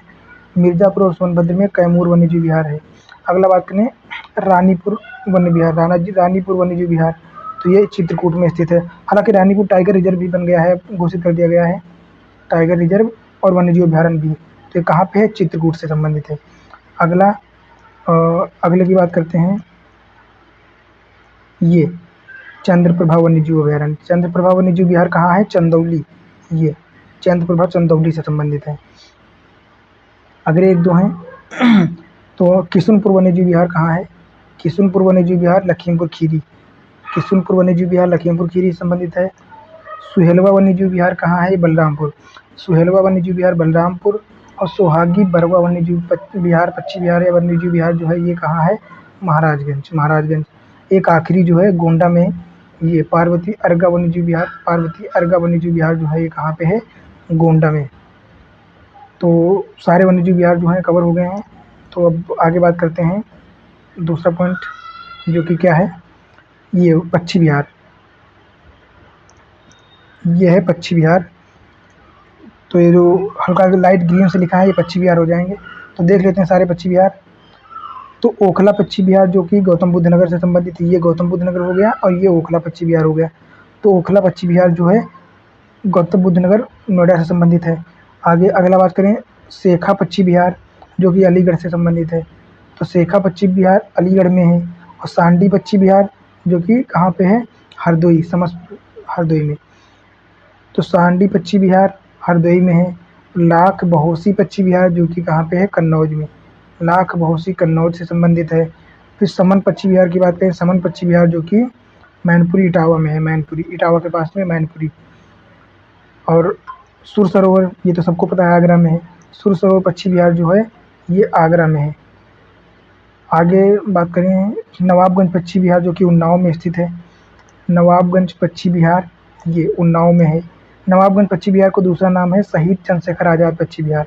तो शहीद चंद्रशेखर आज़ाद या नवाबगंज पक्षी विहार जो कि उन्नाव में है। आगे बात करते हैं समस्तपुर पक्षी विहार। तो समस्तपुर पक्षी विहार बरेली में स्थित है। बरेली नहीं, रायबरेली, ये ध्यान रखना, रायबरेली है। समस्तपुर पक्षी विहार रायबरेली से संबंधित है। अगला डॉक्टर भीमराव अंबेडकर पक्षी विहार जो कि प्रतापगढ़ में है। डॉक्टर भीमराव अंबेडकर पक्षी विहार प्रतापगढ़ से संबंधित है। और बात करते हैं बखीरा पक्षी विहार। तो बखीरा पक्षी विहार जो है, ये कहाँ पे है? संत कबीर नगर। ये रहा अपना संत कबीर नगर, यहाँ से संबंधित है बखीरा पक्षी विहार। फिर बात करते हैं बलिया से जयप्रकाश नारायण पक्षी विहार या सुरहाताल। जयप्रकाश नारायण पक्षी विहार या सुरहाताल जो कि बलिया में है। तो इस प्रकार अपने सारे पक्षी विहार भी हो जाते हैं। अब बात करते हैं संस्थान। ये बहुत ही इम्पोर्टेंस है। जितने उत्तर प्रदेश के अनुसंधान संस्थान हैं, वो सारे लगभग इसी वीडियो में कवर हो जाएंगे। तो स्टार्ट करते हैं ऊपर से। सेंट्रल पेपर रिसर्च इंस्टीट्यूट, ये सेंट्रल मतलब केंद्रीय पेपर अनुसंधान संस्थान कहाँ पे है? सहारनपुर हो जाएगा। फिर बात करते हैं बरेली की। तो बरेली में 2 अनुसंधान संस्थान है। ये हो गया अपना बरेली, ये। तो यहाँ पे पशु चिकित्सा अनुसंधान संस्थान जो कि इज्जत नगर बरेली में है, और दूसरा पक्षी अनुसंधान संस्थान। तो पशु चिकित्सा अनुसंधान संस्थान और पक्षी अनुसंधान संस्थान कहाँ है? इज्जत नगर बरेली। आगे बात करते हैं इधर कांच अनुसंधान संस्थान। कांच अनुसंधान संस्थान कहाँ होगा? बुलंदशहर, ये हो जाएगा। कांच अनुसंधान संस्थान बुलंदशहर हो जाएगा। फिर वीवी गिरी नेशनल लेबर इंस्टीट्यूशन जो कि ग्रेटर नोएडा उत्तर गौतम बुद्ध नगर में स्थित है। फिर बात करते हैं हाथी अनुसंधान संस्थान और बकरी अनुसंधान संस्थान। हाथी और बकरी अनुसंधान संस्थान कहाँ पे हैं ये दोनों? तो ये दोनों मथुरा में हो जाएंगे, ये मथुरा। फिर भारतीय चारागाह एवं चारा अनुसंधान जो कि झांसी में स्थित है। भारतीय चारागाह एवं चारा अनुसंधान संस्थान जो कि झांसी में स्थित है। फिर बात करते हैं कानपुर की। कानपुर में कुछ महत्वपूर्ण अनुसंधान संस्थान हैं। दलहन अनुसंधान संस्थान कानपुर से हो जाएगा। चीनी अनुसंधान संस्थान तथा केंद्रीय चमड़ा और सूत रंगाई अनुसंधान संस्थान, ये सब कहाँ से हो जाएंगे? ये सब कानपुर से हो जाएंगे, कानपुर से। फिर आगे बात करते हैं इधर, ये भारतीय कालीन प्रौद्योगिकी संस्थान भदोही से संबंधित है। तो भारतीय कालीन प्रौद्योगिकी संस्थान भदोही में है। और वाराणसी की बात करें, ये वाराणसी में बहुत सारे अनुसंधान संस्थान जो कि महत्वपूर्ण भी हैं, तो देख लेते हैं एक एक करके। केंद्रीय इंस्टीट्यूट ऑफ हैंडलूम टेक्नोलॉजी, ये भी वाराणसी में है। शाक भाजी अनुसंधान संस्थान, ये भी वाराणसी में है। भारतीय reserve institute for Ganga river development, ये भी वाराणसी हो जाएगा। और अंतर्राष्ट्रीय चावल अनुसंधान संस्थान जो है, ये भी हो जाएगा। एक चीज़ यहाँ पे ये याद रखना कि अगर राष्ट्रीय चावल अनुसंधान संस्थान पूछेगा तो वो हो जाएगा कटक उड़ीसा में, पर यहाँ पे अंतर्राष्ट्रीय चावल अनुसंधान संस्थान पूछ रहा है तो ये वाराणसी उत्तर प्रदेश में हो जाएगा। अब सबसे महत्वपूर्ण लखनऊ, लखनऊ के अनुसंधान संस्थान की बात करते हैं। तो यहाँ पे बहुत सारे हैं यहाँ भी, और सारे इंपॉर्टेंस हैं, तो एक एक करके देख लेते हैं। राष्ट्रीय वनस्पति अनुसंधान संस्थान, ये भी लखनऊ हो जाएगा। भारतीय औषधि अनुसंधान संस्थान और भारतीय विष अनुसंधान संस्थान, ये दोनों लखनऊ हो जाएंगे। फिर बीरबल साहनी इंस्टीट्यूट ऑफ पॉलियोबोटनी, ये भी लखनऊ हो जाएगा।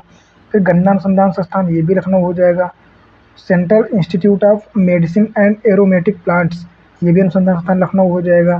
केंद्रीय उपोष्ण बागवानी अनुसंधान संस्थान और आम अनुसंधान संस्थान तथा आम पार्क, ये इतनी चीज़ें जो हैं ये लखनऊ से संबंधित हैं। कहाँ से? लखनऊ से। तो ये सारे इसे को रिवाइज स्पीड कम करके आराम से 2 से 3 बार देख लेना, सारी चीज़ें याद हो जाएंगी आपको। फिर आगे बात करते हैं उत्तर प्रदेश के मेले। उत्तर प्रदेश के मेलों की, तो उत्तर प्रदेश में टोटल मेलों की बात करें तो 2250 मेले हैं। अगर ये बात करें कि मैक्सिमम मेले कौन से डिस्ट्रिक्ट में हैं, तो सबसे ज़्यादा मथुरा में है जो कि 86 मेले हैं। इसके बाद हमीरपुर और इसके बाद कानपुर। और सबसे कम मेले जो हैं पीलीभीत डिस्ट्रिक्ट में हैं, केवल 2 हैं। पीलीभीत में केवल 2 मेले ही हैं। फिर आगे बात करते हैं उत्तर प्रदेश में आयोजित सबसे बड़ा मेला। उत्तर प्रदेश में सबसे बड़ा मेला जो है वो महाकुंभ मेला है, जो कि 12 वर्षों में एक बार लगता है। 12 वर्षों में एक बार महाकुंभ मेला और फिर कुंभ मेला। और दूसरा जो है वो नौचंदी मेला है, जो कि मेरठ में लगता है। तो नौचंदी मेला मेरठ से संबंधित है। उत्तर प्रदेश में 2 मेले पशु मेले हैं। पशु मेलों की बात करें तो 2 मेले हैं। एक तो बलिया हो जाएगा, ददरी पशु मेला बलिया, और दूसरा वटेश्वर पशु मेला आगरा उत्तर प्रदेश से संबंधित है। फिर आगे बात करते हैं, परिक्रमा मेला अयोध्या से संबंधित है। और अब प्रयागराज के मेले देख लेते हैं। तो प्रयागराज के मेले कौन कौन से हैं? शिल्प मेला, कुंभ मेला, माघ मेला और त्रिवेणी मेला। शिल्प मेला, कुंभ मेला, माघ और त्रिवेणी, ये प्रयागराज से संबंधित मेले हैं। और बदायूं से काकोरी मेला संबंधित है। काकोरी मेला जो है ये बदायूं से संबंधित है। नौचंदी मेला अभी देखा था, मेरठ से संबंधित है। शाकंभरी देवी मेला सहारनपुर में आयोजित होता है। आगरा की बात करें तो आगरा में वटेश्वर पशु मेला जो कि हो गया, और कैलाश मेला हो गया, नवरात्रि, गणगौर और आदि सब मेले हो गए। फिर राम बारात हो गया, ऊंट मेला हो गया, ये सब आगरा के हैं, ये याद कर रटने वाले हैं। वटेश्वर मेला, कैलाश, नवरात्रि, गणगौर और राम बारात, फिर ऊंट मेला, ये आगरा के मेले हैं। फिर बाराबंकी की बात करें तो बाराबंकी में एक मेला है फेमस, देवा शरीफ मेला। इसको वारिस अली शाह मेला या वारिस अली पाक मेला भी कहते हैं। फिर गोंडा की बात करें तो देवी पाटन मेला जो है गोंडा डिस्ट्रिक्ट में लगता है। गोंडा और बलरामपुर में लगता है देवी पाटन मेला। खिचड़ी मेला गोरखपुर से संबंधित है। फिर वाराणसी की बात करते हैं तो वाराणसी में भी बहुत सारे मेले हैं, जैसे ध्रुपद मेला हो गया, रथ यात्रा हो गया, नटखटैया हो गया आदि। और गंगा महोत्सव भी वाराणसी से ही संबंधित है। फर्रुखाबाद की बात कर लें तो रामनगरिया मेला फर्रुखाबाद हो गया, सरंगी रामपुर, मकनपुर, ये सब मेले फर्रुखाबाद से संबंधित हैं। सैयद सालार मेला जो कि बहराइच में होता है। कजरी मेला महोबा में हो गया। कारिंजर मेला कारिंजर बांदा से संबंधित है। अम्बेडकर नगर के गुरु गोविंद हो गया, मेला ये कहाँ, तो गुरु गोविंद साहब मेला जो है ये गौतम बुद्ध नगर से संबंधित नहीं, अम्बेडकर नगर से संबंधित है, सॉरी, ये अम्बेडकर नगर, गुरु गोविंद साहब मेला। बात करें मथुरा की, जहाँ पे सबसे ज़्यादा मेले हैं मथुरा में, तो कौन कौन से हैं, ध्रुपद हो गया, हरिदास जयंती, कंस मेला, झूला, गुड़िया मेला, वृंदावन मेला आदि। और एक मेला ये हो गया शाहजहाँपुर का ढाई घाट मेला। ढाई घाट मेला शाहजहाँपुर से संबंधित है। अन्य की बात करें तो कामपिल्ली मेला फर्रुखाबाद में होता है। होलिकोत्सव, ताज महोत्सव आगरा के हो गए। कामपिल्ली मेला फर्रुखाबाद, होलिकोत्सव और ताज महोत्सव जो कि आगरा में संबंधित है। और वाटर स्पोर्ट्स महोत्सव प्रयागराज से संबंधित है, जो कि प्रतिवर्ष मनाया जाता है। सैफई इटावा से संबंधित है। इनकी बात कर लें तो कजरी मेला मिर्ज़ापुर से संबंधित है। आयुर्वेद महोत्सव झांसी, रामायण मेला चित्रकूट और लठमार होली जो है बरसाना, वृंदावन मथुरा की है। आगे बात करते हैं कुछ महोत्सव जो हैं महत्वपूर्ण, तो सुलाकुल महोत्सव आगरा का है। सुलाकुल महोत्सव आगरा से संबंधित है, जो कि हिंदू और मुस्लिम एकता को दर्शाता है। सुलाकुल महोत्सव। सोन महोत्सव सोनभद्र से संबंधित है। सरघाना महोत्सव मेरठ, गंगा महोत्सव वाराणसी और प्रयागराज दोनों जगह पर कंबाइंड रूप से होता है। वाटर स्पोर्ट्स महोत्सव अभी पढ़े थे, प्रयागराज हो गया। यमुना महोत्सव मथुरा में होता है। सरयू महोत्सव अयोध्या में होता है। कजरी महोत्सव मिर्ज़ापुर में हो गया। फिर बात करें कुशीनगर, सारनाथ और कौशाम्बी, ये बौद्ध धर्म से संबंधित स्थल हैं, धार्मिक स्थल हैं। फर्रुखाबाद कामपिल्ली में मेला हो गया, जो कि जैन धर्म से संबंधित है। कामपिल्ली मेला फर्रुखाबाद जैन धर्म से संबंधित है। सैफई इटावा हो जाएगा और बिठूर मेला कानपुर से हो जाएगा। फिर बात करते हैं प्रमुख संरक्षण केंद्रों की, तो कुछ प्रमुख संरक्षण केंद्र हैं जो कि पॉइंट ऑफ व्यू से एग्जाम के इम्पोर्टेंस हैं, देख लेते हैं। कछुआ संरक्षण क्षेत्र या केंद्र जो है कहाँ है, वाराणसी, गंगा नदी में, वाराणसी गंगा नदी में बनाया गया वाराणसी। फिर घड़ियाल संरक्षण केंद्र जो है कुकरेल वन लखनऊ में स्थित है। डॉल्फिन संरक्षण केंद्र मिर्ज़ापुर, वाराणसी, गंगा नदी, मिर्ज़ापुर से वाराणसी के मध्य गंगा नदी में बनाया गया है। फिर मोर या मयूर का जो है वो संरक्षण केंद्र कहाँ है, वृंदावन मथुरा, वृंदावन मथुरा। तो उत्तर प्रदेश में जो है 3 क्या हैं, चिड़ियाघर। बात कर लेते हैं एक एक की, तो नवाब वाजिद अली शाह प्राणी उद्यान केंद्र जो कि लखनऊ में है, तितली पार्क भी कहते हैं इसको, लखनऊ में है ये चिड़ियाघर। फिर कानपुर जूलॉजिकल पार्क जो कि कानपुर में है। शहीद अशफाकुल्ला खां प्राणी उद्यान केंद्र जो कि गोरखपुर में है, कहाँ है, गोरखपुर में। अब बात करते हैं उत्तर प्रदेश के प्रमुख उद्योग, मोस्ट इम्पॉर्टेंट टॉपिक, प्रमुख उद्योग।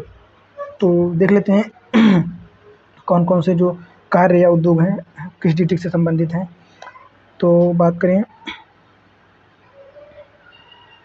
ये कागज़ हो गया, प्लाईवुड उद्योग, कागज़ उद्योग, प्लाईवुड उद्योग। फिर लोहे के बाँट हो गए, लकड़ी की नक्काशी, सिगरेट, ये आदि कार्य जो हैं ये सहारनपुर से संबंधित हैं। फिर अलीगढ़ किस लिए फेमस है, ताले एवं हार्डवेयर उद्योगों के लिए। ताले एवं हार्डवेयर उद्योग जो हैं अलीगढ़ से संबंधित हैं। फिर कांच की चूड़ियों की बात करें तो कांच की चूड़ियाँ जो हैं फिरोजाबाद की प्रसिद्ध हैं। कांच निर्माण उद्योग बुलंदशहर, ये दोनों कंफ्यूज कर सकते हैं बिंदु, क्योंकि कांच की चूड़ियाँ, ध्यान रखने वाली बात है, कांच की चूड़ियाँ जो हैं वो फिरोजाबाद की फेमस हैं, परंतु कांच निर्माण उद्योगों की बात करें तो वो बुलंदशहर हो जाएगा। मेरठ की बात करें तो मेरठ सबसे ज़्यादा फेमस है खेल के सामान के लिए, तो खेल के सामान मेरठ, कैंची मेरठ, हथकरघा व सूती वस्त्र तथा दिया तलाई उद्योग ये भी मेरठ में है। अब बात करते हैं गाजियाबाद की, तो सिगरेट उद्योग, साबुन, चीनी मिट्टी, मोदीनगर, ये छोटे उद्योग जो हैं ये गाजियाबाद में स्थित हैं। अब बात करते हैं हस्तनिर्मित उद्योग, हस्तनिर्मित कागज़ निर्माण, कालपी जो कि जालौन से संबंधित है। हस्तनिर्मित कागज़, कालपी, जालौन। अब बात करें आगरा की, तो जरी जरदोजी, दरी, गलीचा, साबुन, खेल के सामान जो हैं ये आगरा के उद्योग हैं। इत्र एवं सुगंधित तेल कन्नौज से संबंधित है, ये तो सबको पॉइंट याद होगा। औषधि निर्माण की बात करें तो झांसी, औषधि निर्माण केंद्र झांसी हो जाएगा। गलीचा निर्माण भदोही जो कि फेमस है। फिर बात करते हैं वाराणसी की, तो पीतल के बर्तन, लकड़ी के खिलौने, जरी का काम और दरी निर्माण, ये सारे काम जो हैं वाराणसी में होते हैं। फिर लखनऊ की बात करते हैं तो चिकन करी, औषधि एवं टार्च निर्माण, चीनी मिट्टी के बर्तन, ये सारे लखनऊ, हमारे प्यारे लखनऊ से जो कि मेरा निवास स्थान भी है। लखनऊ। हथकरघा एवं सूती वस्त्र की बात करें तो आजमगढ़ हो जाएगा। जूट उद्योग गोरखपुर। जूट उद्योग कहाँ से है? गोरखपुर। पीतल के बर्तन एवं नक्काशी मुरादाबाद। ये भी मोस्ट इम्पोर्टेंट पॉइंट है। पीतल के बर्तनों की नक्काशी जो है वो मुरादाबाद से है। चाकू, रामपुरी चाकू देखे होंगे मूवी भी, उसमें भी कहता है रामपुरी चाकू। फिर बरेली की बात करें तो बरेली में फर्नीचर हो गया, दिया सलाई, बेंत की छड़ियाँ और लकड़ी के खिलौने, ये सब चीज़ें कहाँ से? बरेली से फेमस है, बरेली से संबंधित हैं। फिर बात करते हैं तो कृत्रिम रबड़ कारखाना कहाँ है? मोतीनगर गाजियाबाद। मोतीनगर गाजियाबाद, ये मोस्ट इम्पॉर्टेंट पॉइंट अब पढ़ने जा रहे हैं। कृत्रिम रबड़ कारखाना मोतीनगर गाजियाबाद। तेल शोधक कारखाना मथुरा में है। ट्रांसफार्मर फैक्ट्री झांसी में है। हिंदुस्तान केबल लिमिटेड जो कि प्रयागराज में स्थित है। सिंगरौली कोयला खान जो कि सोनभद्र उत्तर प्रदेश में है। अफीम कारखाना गाजीपुर में है। उत्तर प्रदेश में पहली चीनी मिल देवरिया प्रतापपुर में लगाई गई थी। प्रतापपुर 1901 में देवरिया में लगाई गई थी। Tata Motors truck plant scooters India limited जो कि लखनऊ में है। बात करें रेल पहिया कारखाना निर्माण कहाँ होता है? रायबरेली। फिर ही फिर टी फ्रीज मीट प्लांट कहाँ है? तेंडुला जो कि फिरोजाबाद में है। फिर बात करते हैं इफ़्को यूरिया कारखाना आंवला बरेली में है। आंवला बरेली इफ़्को यूरिया कारखाना। फिर साबुन व वस्त्र उद्योग कानपुर में स्थित है। पीतल की मूर्तियाँ मथुरा से संबंधित हैं। आंवला जो कि प्रतापगढ़ से है। आगे उद्योगों की बात करें ओडीओपी, अब आ गया है ओडीओपी मतलब वन डिस्ट्रिक्ट वन प्रोडक्ट के तहत। तो बात करते हैं ढोलक अमरोहा। ढोलक या वाद्य यंत्र अमरोहा से संबंधित है। मूंज उत्पाद अमेठी हो जाएगा। कहाँ हो जाएगा? मूंज उत्पाद अमेठी हो जाएगा। अलीगढ़ तालियम हार्डवेयर के लिए फेम संबंधित है। चमड़े उद्योग की बात करें तो आगरा हो जाएगा। काली मिट्टी के बर्तन आजमगढ़ से संबंधित हैं। लकड़ी के खिलौने चित्रकूट हो जाएगा। हस्त निर्मित कागज जो कि कालपी जालौन। ऊनी दरी जौनपुर से संबंधित। गुड़ फैजाबाद। हथकरघा उद्योग उत्तर प्रदेश का पहला जो कि बाराबंकी में है। स्वच्छता संबंधी उपकरण जो मिलते हैं मथुरा में मिलते हैं। बलिया की बिंदी हो जाएगी। गौरा पत्थर शिल्प की बात करें तो ये महोबा से संबंधित है। गौरा पत्थर शिल्प महोबा। सिल्क साड़ी वाराणसी। जनजातीय शिल्प जो मिलते हैं ये लखीमपुर खीरी में मिलती हैं। सींग एवं अस्त्र के बने उत्पाद संभल से मिलते हैं। धातु शिल्प मुरादाबाद। जूट वाली हैंगिंग्स जो हैं गाजीपुर हो जाएगा। जूती की बात करें तो हमीरपुर में मिलेंगी। हथकरघा जो है वो हरदोई से संबंधित है। महाराजगंज फर्नीचर से संबंधित है। फिर बात करते हैं घी जो है औरैया से संबंधित है। घी औरैया का हो जाएगा। कन्नौज इत्र। चमड़ा कानपुर के लिए फेमस है। चमड़े के लिए कानपुर फेमस है, उल्टा हो गया। फिर बात करते हैं केले के बने उत्पाद कहाँ के हैं? कुशीनगर। टेराकोटा जो मिट्टी या टेराकोटा के बने सामग्रियाँ हैं वो गोरखपुर की हो जाएंगी जो कि जीआई टैग भी प्राप्त कर चुका है। बांसुरी पीलीभीत हो जाएगी। सजावटी उत्पाद देवरिया। सॉफ्ट खिलौने झांसी। कांच उत्पाद फिरोजाबाद। दाल बलरामपुर हो जाएगा। और दाल अनुसंधान संस्थान पूछेंगे तो कानपुर हो जाएगा। कानपुर। और चीनी मिट्टी के बर्तन जो है बुलंदशहर। खेलकूद का सामान मेरठ। दरी निर्माण भदोही और मिर्जापुर। चिकनकारी एवं जरी जरदोजी लखनऊ हो जाएगा। काला नमक चावल सिद्धार्थनगर। और पीतल के बर्तन संत कबीर नगर हो जाएगा। हींग की बात करें तो हाथरस। काष्ठ शिल्प रायबरेली। Block printing Farrukhabad. और जरी जरदोजी का काम कहाँ होता है? उन्नाव। तो जरी जरदोजी का कार्य जो है ये उन्नाव से संबंधित है। फिर आगे बात करते हैं उत्तर प्रदेश के परिवहन से। उत्तर प्रदेश के परिवहन की बात करें तो इसमें कौन कौन सा? ये जल परिवहन हो जाएगा, वायु परिवहन, रेल परिवहन, सड़क परिवहन, सभी प्रकार का परिवहन है। जल परिवहन की बात करें तो उत्तर प्रदेश में कौन कौन सी जगह हैं जहाँ पे जल परिवहन उपलब्ध है? तो ये गंगा, यमुना, घाघरा और गोमती, इन 4 नदियों में जो है जल व्यवस्था उपलब्ध है, वाटरवे। उत्तर प्रदेश से होकर गुजरने वाला एकमात्र नेशनल वाटरवे है जो कि NW1 है, जिसकी लंबाई 1620 किलोमीटर है। ये कहाँ से कहाँ तक चलता है? तो ये प्रयागराज से हल्दिया तक चलता है। प्रयागराज से हल्दिया तक चलता है। सबसे बड़ा राष्ट्रीय जलमार्ग भी है। और वायु परिवहन की बात करें तो इसमें हो जाएगा, वर्तमान में उत्तर प्रदेश में अगर इंटरनेशनल एयरपोर्ट्स की बात करें तो 5 हैं, जो कि कौन कौन से हैं? चौधरी चरण सिंह अंतर्राष्ट्रीय हवाई अड्डा जो कि अमौसी लखनऊ में स्थित है। ये ये भी पूछ सकता है पहला प्राइवेट हवाई अड्डा कौन सा है, तो चौधरी चरण सिंह अंतर्राष्ट्रीय हवाई अड्डा हो जाएगा, जो कि अमौसी लखनऊ में स्थित है, अमौसी एयरपोर्ट। और लाल बहादुर शास्त्री अंतर्राष्ट्रीय हवाई अड्डा बाबतपुर वाराणसी में स्थित है, बाबतपुर वाराणसी, ये दूसरा प्राइवेट है। फिर बात करें कुशीनगर अंतर्राष्ट्रीय हवाई अड्डा, तो कुशीनगर में स्थित है। अयोध्या हवाई अड्डा की बात करें तो ये निर्माणाधीन है अभी अयोध्या में। और जेवर हवाई अड्डा जो कि गौतम बुद्ध नगर ग्रेटर नोएडा में स्थित है। तो अगर बात करें सबसे लार्जेस्ट, एशिया का सबसे बड़ा ग्रेटर लार्जेस्ट जो कि एयरपोर्ट है वो जेवर हो जाएगा, जो कि गौतम बुद्ध नगर में है। अगर बात करें ग्रीन फील्ड, तो कुशीनगर और ये गौतम बुद्ध नगर, ये दोनों जो हैं गौतम बुद्ध नगर कुशीनगर, ये ग्रीन फील्ड प्रोजेक्ट पर बने हुए जो हैं एयरपोर्ट्स हैं। अन्य राष्ट्रीय हवाई अड्डों की बात करें तो हिंडन एयरबेस गाजियाबाद में हो जाएगा। खेरिया हवाई अड्डा कानपुर आगरा में है। हिंडन एयरबेस गाजियाबाद, खेरिया हवाई अड्डा आगरा में है। चकेरी हवाई अड्डा कानपुर में है। बमरौली हवाई अड्डा प्रयागराज में है। और झांसी, तो झांसी में ही है। महायोगी गोरखनाथ हवाई अड्डा गोरखपुर, तथा बरेली का हवाई अड्डा बरेली में है। और अन्य की बात करें ये कि ये हो जाएगा। सहसावा जो हवाई अड्डा है सहारनपुर में है। और फुर्सतगंज बरेली में, फुर्सतगंज रायबरेली, फुर्सतगंज हवाई अड्डा रायबरेली में है। आगे बात करते हैं उत्तर प्रदेश में एकमात्र नागरिक उड्डयन केंद्र जो कि बमरौली प्रयागराज में स्थित है। आगे बात करें उत्तर प्रदेश में पैराशूट प्रशिक्षण केंद्र कहाँ है, अगर आप पूछ सकता है पैराशूट प्रशिक्षण केंद्र कहाँ है, तो आगरा हो जाएगा। आगे बात करें इंदिरा गांधी राष्ट्रीय विमानन विश्वविद्यालय जो कि केंद्रीय विश्वविद्यालय कहाँ है, फुर्सतगंज रायबरेली, फुर्सतगंज रायबरेली। आगे रेल परिवहन की बात करें तो उत्तर प्रदेश में सबसे पहले प्रयागराज से कानपुर के मध्य 1859 में जो है रेलवे चलाई गई थी। और उत्तर प्रदेश के रेलवे जोन की बात करें तो उत्तर प्रदेश में 2 रेलवे जोन स्थित हैं। एक तो ये उत्तर हो जाएगा उत्तर पश्चिम प्रयागराज नॉर्थ रीजन जो कि प्रयागराज में हो गया। और यह उत्तर पूर्वी रेलवे गोरखपुर उत्तर प्रदेश में स्थित है। ये 2 हो जाएंगे, गोरखपुर और प्रयागराज। कुल रेलवे की लंबाई बात करें तो 9167 किलोमीटर हो जाएगा यूपी में। और उत्तर प्रदेश का सबसे बड़ा रेल यार्ड जो है वो मुगलसराय में स्थित है।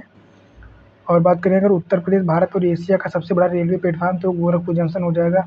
हालांकि अभी हाल ही में कर्नाटका में एक बन गया है हुगली, कर्नाटका में हुगली जंक्शन जो है वो गोरखपुर से भी बड़ा है, तो ये अब सेकंड हो गया है और ये कर्नाटका वाला फर्स्ट हो जाएगा। तो रेल डीजल कारखाना की बात करें तो ये मडुआडीह वाराणसी में स्थित है, जिसे डीजल लोकोमोटिव वर्क्स कहते हैं। और उत्तर प्रदेश में देश की तीसरी तथा उत्तर प्रदेश की पहली रेलवे कोच फैक्ट्री जो कहाँ है, लालगंज रायबरेली, लालगंज रायबरेली। अब बात करते हैं सड़क परिवहन की। तो सड़क परिवहन में बस एक चीज़ याद रखने वाली ये है कि उत्तर प्रदेश जो है ये सेकंड नंबर पे आता है। और फर्स्ट नंबर के पे कौन हो जाएगा, महाराष्ट्र। बस सड़क परिवहन में बस इतना याद रख लीजिए बस। बात करते हैं, ये लिखा है ना, फर्स्ट महाराष्ट्र हो जाएगा, सेकंड यूपी। एक्सप्रेसवे की बात कर लें तो नोएडा से पहला ये फर्स्ट हो जाएगा। ये राज्य का पहला एक्सप्रेसवे कौन सा था, नोएडा से ग्रेटर नोएडा एक्सप्रेसवे, जो कि 24.53 किलोमीटर लंबा था। अगले की बात करें ताज एक्सप्रेसवे, जिसको यमुना एक्सप्रेसवे भी कहते हैं, तो ये नोएडा से आगरा के मध्य 165.53 किलोमीटर 53 किलोमीटर लंबा था। इन एक्सप्रेसवे को डिटेल में बात करेंगे अभी अगले टॉपिक में, पर अभी यहाँ पे शॉर्ट में लिखा है तो पढ़ लेते हैं। फिर आगरा और लखनऊ एक्सप्रेसवे की बात करें तो ये 302 किलोमीटर लंबा है, जो कि पहला है जिस पर 25 किलोमीटर हवाई पट्टी का निर्माण भी किया गया है, आगरा लखनऊ एक्सप्रेसवे पर। अगला एक्सप्रेसवे पूर्वांचल एक्सप्रेसवे है, जो कि लखनऊ से बाराबंकी और बाराबंकी से फैजाबाद आजमगढ़ होते हुए मऊ से गाजीपुर तक बना हुआ है। पीएम मोदी ने इसका अनावरण किया था। आगे बुंदेलखंड एक्सप्रेसवे की बात करें तो ये झांसी से चित्रकूट, हमीरपुर, बांदा और प्रयागराज तक चला जाता है। और दूसरे चरण में बनेगा तो जालौन, औरैया और इटावा तक इसको बढ़ा दिया जाएगा। तो उत्तर प्रदेश के संचार माध्यम की बात करें अगर, तो सर्वप्रथम हवाई डाक सेवा की स्टार्टिंग की गई थी उत्तर प्रदेश में, जो कि 1911 में प्रयागराज और नैनी के बीच प्रारंभ की गई थी प्रयागराज और नैनी के मध्य। उत्तर प्रदेश में पिन कोड प्रणाली की स्टार्टिंग 1972 में हुई थी। और टेलीग्राफ सेवा की स्टार्टिंग जो है 1854 में आगरा और कलकत्ता के मध्य हुई थी। फिर बात करते हैं उत्तर प्रदेश का सूचना केंद्र जो है वो कहाँ है, लखनऊ में स्थित है। लखनऊ उत्तर प्रदेश में पहली मेट्रो 2018 में स्टार्ट की गई थी, जो कि लखनऊ के अमौसी एयरपोर्ट से इंदिरा नगर के मध्य चलाई गई थी। लखनऊ में अमौसी एयरपोर्ट से इंदिरा नगर के मध्य चलाई गई थी। फिर बात करते हैं जनजातियों की, उत्तर प्रदेश की जनजातियाँ। तो भारत की कुल अनुसूचित जनजातियों में उत्तर प्रदेश का हिस्सा 1.09% है, केवल 1.09%। उत्तर प्रदेश की कुल जनसंख्या का 0.6% जो कि हैं अनुसूचित जनजातियाँ एसटीज। बात करें कौन कौन सी हैं, तो भोटिया, बुक्सा, रासी, थारू, जौनसारी, इनको सर्वप्रथम जो है 1876 में अनुसूचित जनजाति का दर्जा दिया गया था। 1900 कब, 1967, 1967।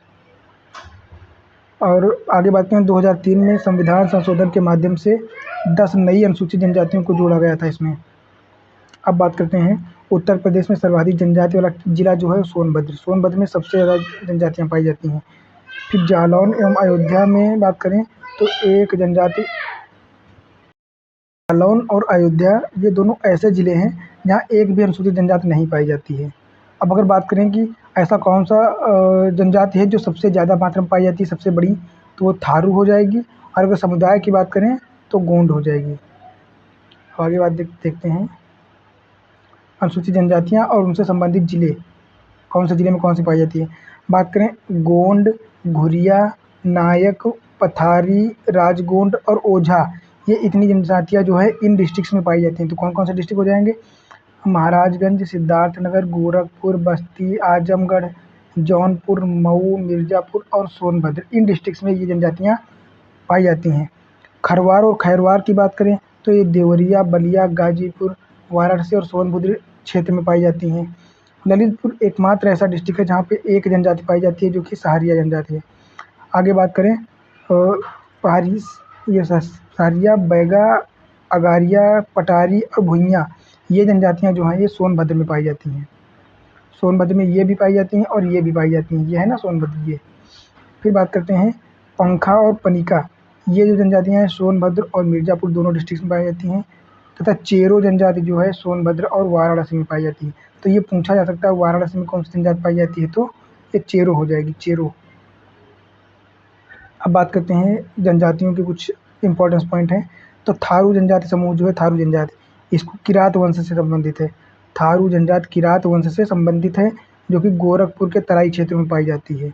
इनका मुख्य भोजन चावल हो जाता है और ये दीपावली का शोक पर्व मनाते हैं। दीपावली का शोक पर्व मनाने वाली जनजाति कौन सी है, तो थारू जनजाति हो जाएगी। अब बात करते हैं बदला विवाह जनजाति होती है इनके वहाँ की। अगर आप उनके वहाँ शादी करोगे तो उनके वहाँ की, मान लो आपके वहाँ की लड़की जिसके वहाँ जाएगी उसके वहाँ की एक लड़की आपके वहाँ भी आएगी, तो ऐसा विवाह का प्रचलन इनके वहाँ होता है। बात करें थारू जनजाति विकास परियोजना कब बनाई गई थी, तो 2 अक्टूबर 1980। ये क्वेश्चन इंपॉर्टेंट से पूछा जा सकता है। तो 2 अक्टूबर 1980, 2 अक्टूबर को गांधी जयंती मनाई जाती है।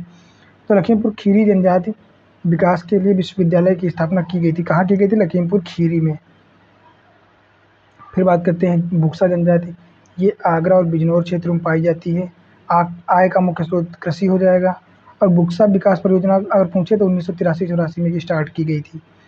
अब बात करते हैं सांस्कृतिक एवं ऐतिहासिक स्थल कि कौन से डिस्ट्रिक्ट में कौन से स्थल या मंदिर हो गए जो मतलब पुरातात्विक रूप से इम्पोर्टेंस हैं, तो वो पूछे जा सकते हैं या पूछे जाते हैं। लगभग हर साल 1 से 2 क्वेश्चन पूछे जाते हैं। तो इसको भी मैं 4 स्टार की रेटिंग दे दूँगा क्योंकि ये भी बहुत ही इम्पोर्टेंस पॉइंट है। इनको बस आप लोग किसी भी प्रकार रट लेना, भले 2 से 3 बार वीडियो स्पीड में लगा के देखनी पड़े, पर ये सारे रट लेना। बात करते हैं सहारनपुर की। तो सहारनपुर में कौन कौन से स्थान हैं देख लेते हैं। शाकंभरी देवी मंदिर सहारनपुर में है। दारुल उलूम, देवबंद, हुलास और लखनऊती किला, तो ये चीज़ें कहाँ पे हैं, सहारनपुर में हैं। आगे बात करें अयोध्या, तो अयोध्या में राम जन्मभूमि, कनक भवन मंदिर, ये भी अयोध्या में है। हनुमानगढ़ी मंदिर, बहू बेगम का मकबरा और 5 जैन तीर्थंकर का जन्मभूमि, ये भी अयोध्या है। ये क्वेश्चन यूपी बीसीएस में पूछा जा चुका है और आरओ एआरओ में भी पूछा जा चुका है एक बार। फिर आगे बात करते हैं वाराणसी, तो गंगा के 84 घाट वाराणसी हो जाएगा। विश्वनाथ मंदिर, भारत माता मंदिर और संकट मोचन मंदिर, काल भैरव मंदिर तथा सारनाथ, ये सब कहाँ स्थित हैं, वाराणसी में। फिर आगे बात करते हैं लखनऊ। लखनऊ भी इम्पोर्टेंस है काफ़ी। तो यहाँ से मुबारक और छतर मंजिल लखनऊ में हो जाएगी। मुबारक और छतर मंदिर लखनऊ। भूल भुलैया, बड़ा इमामबाड़ा, पंबन पीर मज़ार, ये इम्पोर्टेंस है, ये भी लखनऊ में है। प्राणी उद्यान चिड़ियाघर लखनऊ, रुम्मी दरवाज़ा और बेगम हजरत महल, मोती महल तथा काकोरी शहीद स्थल, ये इतनी चीज़ें जो हैं ये लखनऊ में हैं। अब बात करते हैं मथुरा की। तो मथुरा में कौन कौन सी चीज़ें हैं? मथुरा में हो जाएगा कोकिला वन, गोवर्धन पर्वत, वृंदावन, बरसाना, मानसरोवर स्थल और गोकुल। ये तो खैर नाम से ही पता चल जाएगा कि मथुरा है, इसमें ज़्यादा पढ़ने की आवश्यकता नहीं पड़ेगी। आगरा में भी याद हो जाएंगे। आगरा में ताजमहल आगरा, अकबर का मकबरा, एतमादुद्दौला का मकबरा, दीवान खास और मोती मस्जिद, ये सारी चीज़ें आगरा से हो जाएंगी। बात करते हैं फतेहपुर सीकरी।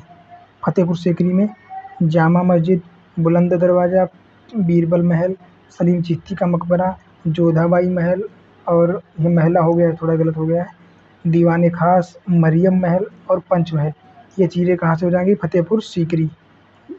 फिर बात करते हैं प्रयागराज। प्रयागराज में क्या हो जाएगा? भारद्वाज आश्रम प्रयागराज, आनंद भवन, स्वराज भवन, खुसरो बाग, प्रतिष्ठानपुरी, अकबर द्वारा निर्मित किला तथा अल्फ्रेड पार्क, ये प्रयागराज और इलाहाबाद में हो जाएंगे, प्रयागराज या इलाहाबाद। अब बात करते हैं कानपुर की। तो कानपुर में क्या क्या हो जाएगा? विठूर हो जाएगा, जाज मऊ और जेके कैंसर संस्थान तथा जेके मंदिर, ये सब कानपुर में होंगे। चौरी चौरा कांड स्थल, गोरखनाथ मंदिर, गीता प्रेस और गीता वाटिका, ये सब गोरखपुर से संबंधित हैं। बात करते हैं कुशीनगर। तो महानिर्वाण मंदिर और बौद्ध संग्रहालय, ये दोनों कुशीनगर में हैं। कुशीनगर तो वैसे भी बौद्ध धर्म से संबंधित स्थल है। संत कबीर नगर की बात करें तो संत कबीर नगर स्थल और मगहर, ये दोनों संत कबीर नगर में हैं। बात करते हैं जौनपुर की। तो शाही किला, शाही पुल, हिंदी भवन और अगल मंदिर, ये सब जौनपुर में स्थित हैं। बात करते हैं प्रतापगढ़। स्वराज नाहर राय प्रतापगढ़, दमदमा, महादहा, बाबा धूसरनाथ, काला कांकर, मनगढ़ और चंद्रिका देवी, ये सब यहाँ से संबंधित है। ये दोनों महदहा और दमदमा जो हैं ये प्राचीन काल से संबंधित स्थल हैं, पुरातात्विक स्थल हैं, जो कि महदहा और दमदमा यहाँ से कंकाल और आदि चीज़ें मिली हैं। तो ये भी याद रखना है, पूछा जा सकता है हिस्ट्री में। फिर बात करते हैं झांसी से। तो झांसी में झांसी का किला, बरुआ सागर किला और रानी लक्ष्मीबाई का महल, ये तीन चीज़ें हो जाएंगी। तो उम्मीद करता हूँ कि ये सारी चीज़ें आप लोगों को क्लियर हो गई होंगी। एक बार और देख लेना, काम हो जाएगा आप लोगों का। अब बात करते हैं खनिज संसाधन यूपी के। ये भी बहुत ही इंपॉर्टेंट है, 4 स्टार रेटिंग। एक ना एक क्वेश्चन हमेशा आता है यहाँ से। तो कौन सा डिस्ट्रिक्ट किस चीज़ के लिए फेमस है, बात करते हैं। चूना पत्थर। चूना पत्थर कहाँ कहाँ पाया जाता है? एक तो मिर्ज़ापुर में पाया जाता है, दूसरा सोनभद्र। तो यहाँ पे ये भी पूछा जाता है गुरुमा कनाज और बापूहारी, ये कहाँ पड़ता, कहाँ स्थित है और किस चीज़ के लिए फेमस है? तो ये मिर्ज़ापुर का स्थान है और चूना पत्थर के लिए फेमस है। और कजराहट जो है सोनभद्र चूना पत्थर के लिए फेमस है। बात करें कोयला, तो कोयला कहाँ पाया जाता है? सिंगरौली सोनभद्र में पाया जाता है। फिर बात करें बॉक्साइट, जो कि चित्रकूट में पाया जाता है, बॉक्साइट चित्रकूट में पाया जाता है। अब बात करते हैं कांच बालू। कांच बालू सबसे ज़्यादा कहाँ पाई जाती है? प्रयागराज। कांच बालू प्रयागराज। प्रयागराज में कहाँ पाया जाता है, पूछा जा सकता है। तो शंकरगढ़ और लोहरगढ़ प्रयागराज। फिर बांदा, अलीगढ़ और चित्रकूट में भी पाई जाती है। फिर ये पूछें अगर ललित में क्या क्या पाया जाता है, ललितपुर जो है किस किस चीज़ के लिए फेमस है? तो हो जाएगा कापर, हो जाएगा कापर, यूरेनियम और रॉक फॉस्फेट तथा लोहा, इन 4 चीज़ों के लिए जो है ललितपुर फेमस है। फिर बात करते हैं फायर किले। फायर किले मिर्ज़ापुर और सोनभद्र में मिलती है। तो कहाँ कहाँ मिलती है फायर किले? सोनभद्र और मिर्ज़ापुर। हीरा की बात करें तो हीरा मिर्ज़ापुर और बांदा में मिलता है। कहाँ कहाँ? बांदापुर और मिर्ज़ापुर। सोना की बात करें तो सोना सोनभद्र और ललितपुर में मिलता है। सोनभद्र, ललितपुर। संगमरमर मिर्ज़ापुर सोनभद्र हो जाएगा। जिप्सम झांसी और हमीरपुर हो जाएगा। सैंडस्टोन मिर्ज़ापुर, सैंडस्टोन सबसे ज़्यादा मात्रा मिर्ज़ापुर में मिलती है। फिर बात करें ग्रेनाइट, तो ग्रेनाइट बांदा, हमीरपुर, ललितपुर और चित्रकूट हो जाएगा। चाइना क्ले की बात करें तो चाइना क्ले सोनभद्र हो जाएगा। China clay Sonbhadra. यहाँ पे एक चीज़ देखेंगे, सोनभद्र जो है ये अधिकतर चीज़ें सोनभद्र में मिलती हैं, तो सोनभद्र में अधिकतर चीज़ें मिलेंगी। अब बात करते हैं धार्मिक स्थल उत्तर प्रदेश के। तो कौन कौन से धार्मिक स्थल हैं? शाकंभरी देवी मंदिर जो है सहारनपुर में स्थित है। शाकंभरी देवी मंदिर सहारनपुर स्थित हो जाएगा। फिर बात करते हैं गोविंद देव रंगनाथ मंदिर, शाहजी प्रेम मंदिर और वृंदावन, ये मथुरा में स्थित हैं। भितरगांव का मंदिर जो कि कानपुर देहात में स्थित है। कहाँ स्थित है? कानपुर देहात। फिर वाराह भगवान हो जाएंगे, जेके मंदिर, वाल्मीकि ऋषि आश्रम, ये कहाँ है, कानपुर नगर। अब बात करते हैं ललितपुर में क्या क्या है। तो देवगढ़ का दशावतार मंदिर और जैन मंदिर ये ललितपुर में स्थित हैं। और बेला देवी मंदिर प्रतापगढ़ में स्थित है, बेला देवी मंदिर प्रतापगढ़। नाग वासुकी, अलोपा देवी और मनकामेश्वर ये प्रयागराज में स्थित हैं। भारत माता मंदिर लखनऊ से संबंधित है। भृग मुनि ऋषि आश्रम बलिया उत्तर प्रदेश में स्थित है। फिर कनक भवन, 5 जैन तीर्थंकर और राम जन्मभूमि जो है अयोध्या। वाल्मीकि और अत्रि आश्रम तथा गुप्त गोदावरी ये कहाँ है, चित्रकूट में, चित्रकूट से संबंधित है। अन्य पर्यटन स्थलों की बात करें तो बाबा अवगढ़नाथ मंदिर और शहीद स्मारक तथा शाहपीर का मकबरा कहाँ है, मेरठ। तो बाबा अवगढ़नाथ मंदिर, शहीद स्मारक और शाहपीर का मकबरा जो है मेरठ में है। फिर बात करें बांके बिहारी मंदिर, वृंदावन, बरसाना, कंस किला, कुसुम सरोवर ये सब कहाँ हैं, तो ये सब मथुरा में हो जाएंगे। आगे बात करें आगरा, तो आगरा में क्या क्या है, ताजमहल, जोधाबाई का महल, बीरबल का महल, बुलंद दरवाज़ा, फतेहपुर सीकरी, जामा मस्जिद और आगरा का किला कहाँ है, आगरा हो जाएगा। फिर 84 गुंबद का किला जालौन में स्थित है, कहाँ स्थित है, जालौन हो जाएगा। फिर बात करते हैं झांसी का किला, रानी महल और मेहंदी बाग जो कि झांसी में स्थित है। अब बात करते हैं लखनऊ, जो कि सबसे ज़्यादा स्थल यहाँ पे है लखनऊ में।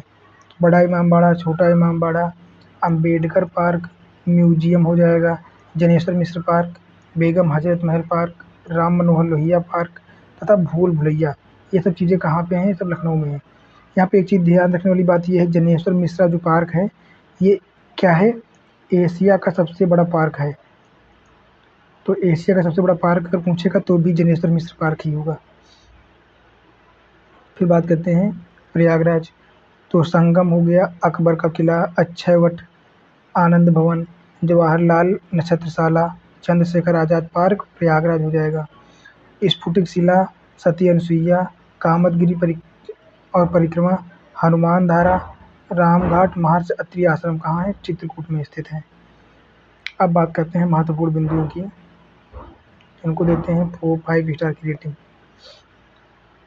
तो उत्तर प्रदेश संस्कृत संस्थान और उत्तर प्रदेश का हिंदी संस्थान, इन दोनों की स्थापना 1976 लखनऊ में हुई थी।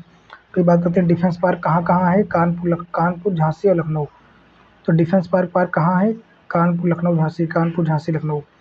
डिफेंस पार्क कानपुर, लखनऊ और झांसी हो जाएगा। साइंस सिटी की बात करें तो संडीला, हरदोई हो जाएगा। क्षेत्रीय साइंस सिटी जो है लखनऊ में हो जाएगी। नॉलेज पार्क कहाँ स्थित है, ग्रेटर नोएडा। द्रोणिका सिटी या ट्रोनिका सिटी गाजियाबाद में स्थित है, इसको वेब सिटी भी कहते हैं। निकिडा सिटी कानपुर व उन्नाव के बीच में स्थित है, निकिडा सिटी। फिर प्लास्टिक सिटी देवियापुर औरैया स्थित है, प्लास्टिक सिटी देवियापुर औरैया में है। लेदर पार्क आगरा में स्थित है तथा लेदर टेक्नोलॉजी पार्क जो है बंथरा उन्नाव में है, बंथरा उन्नाव।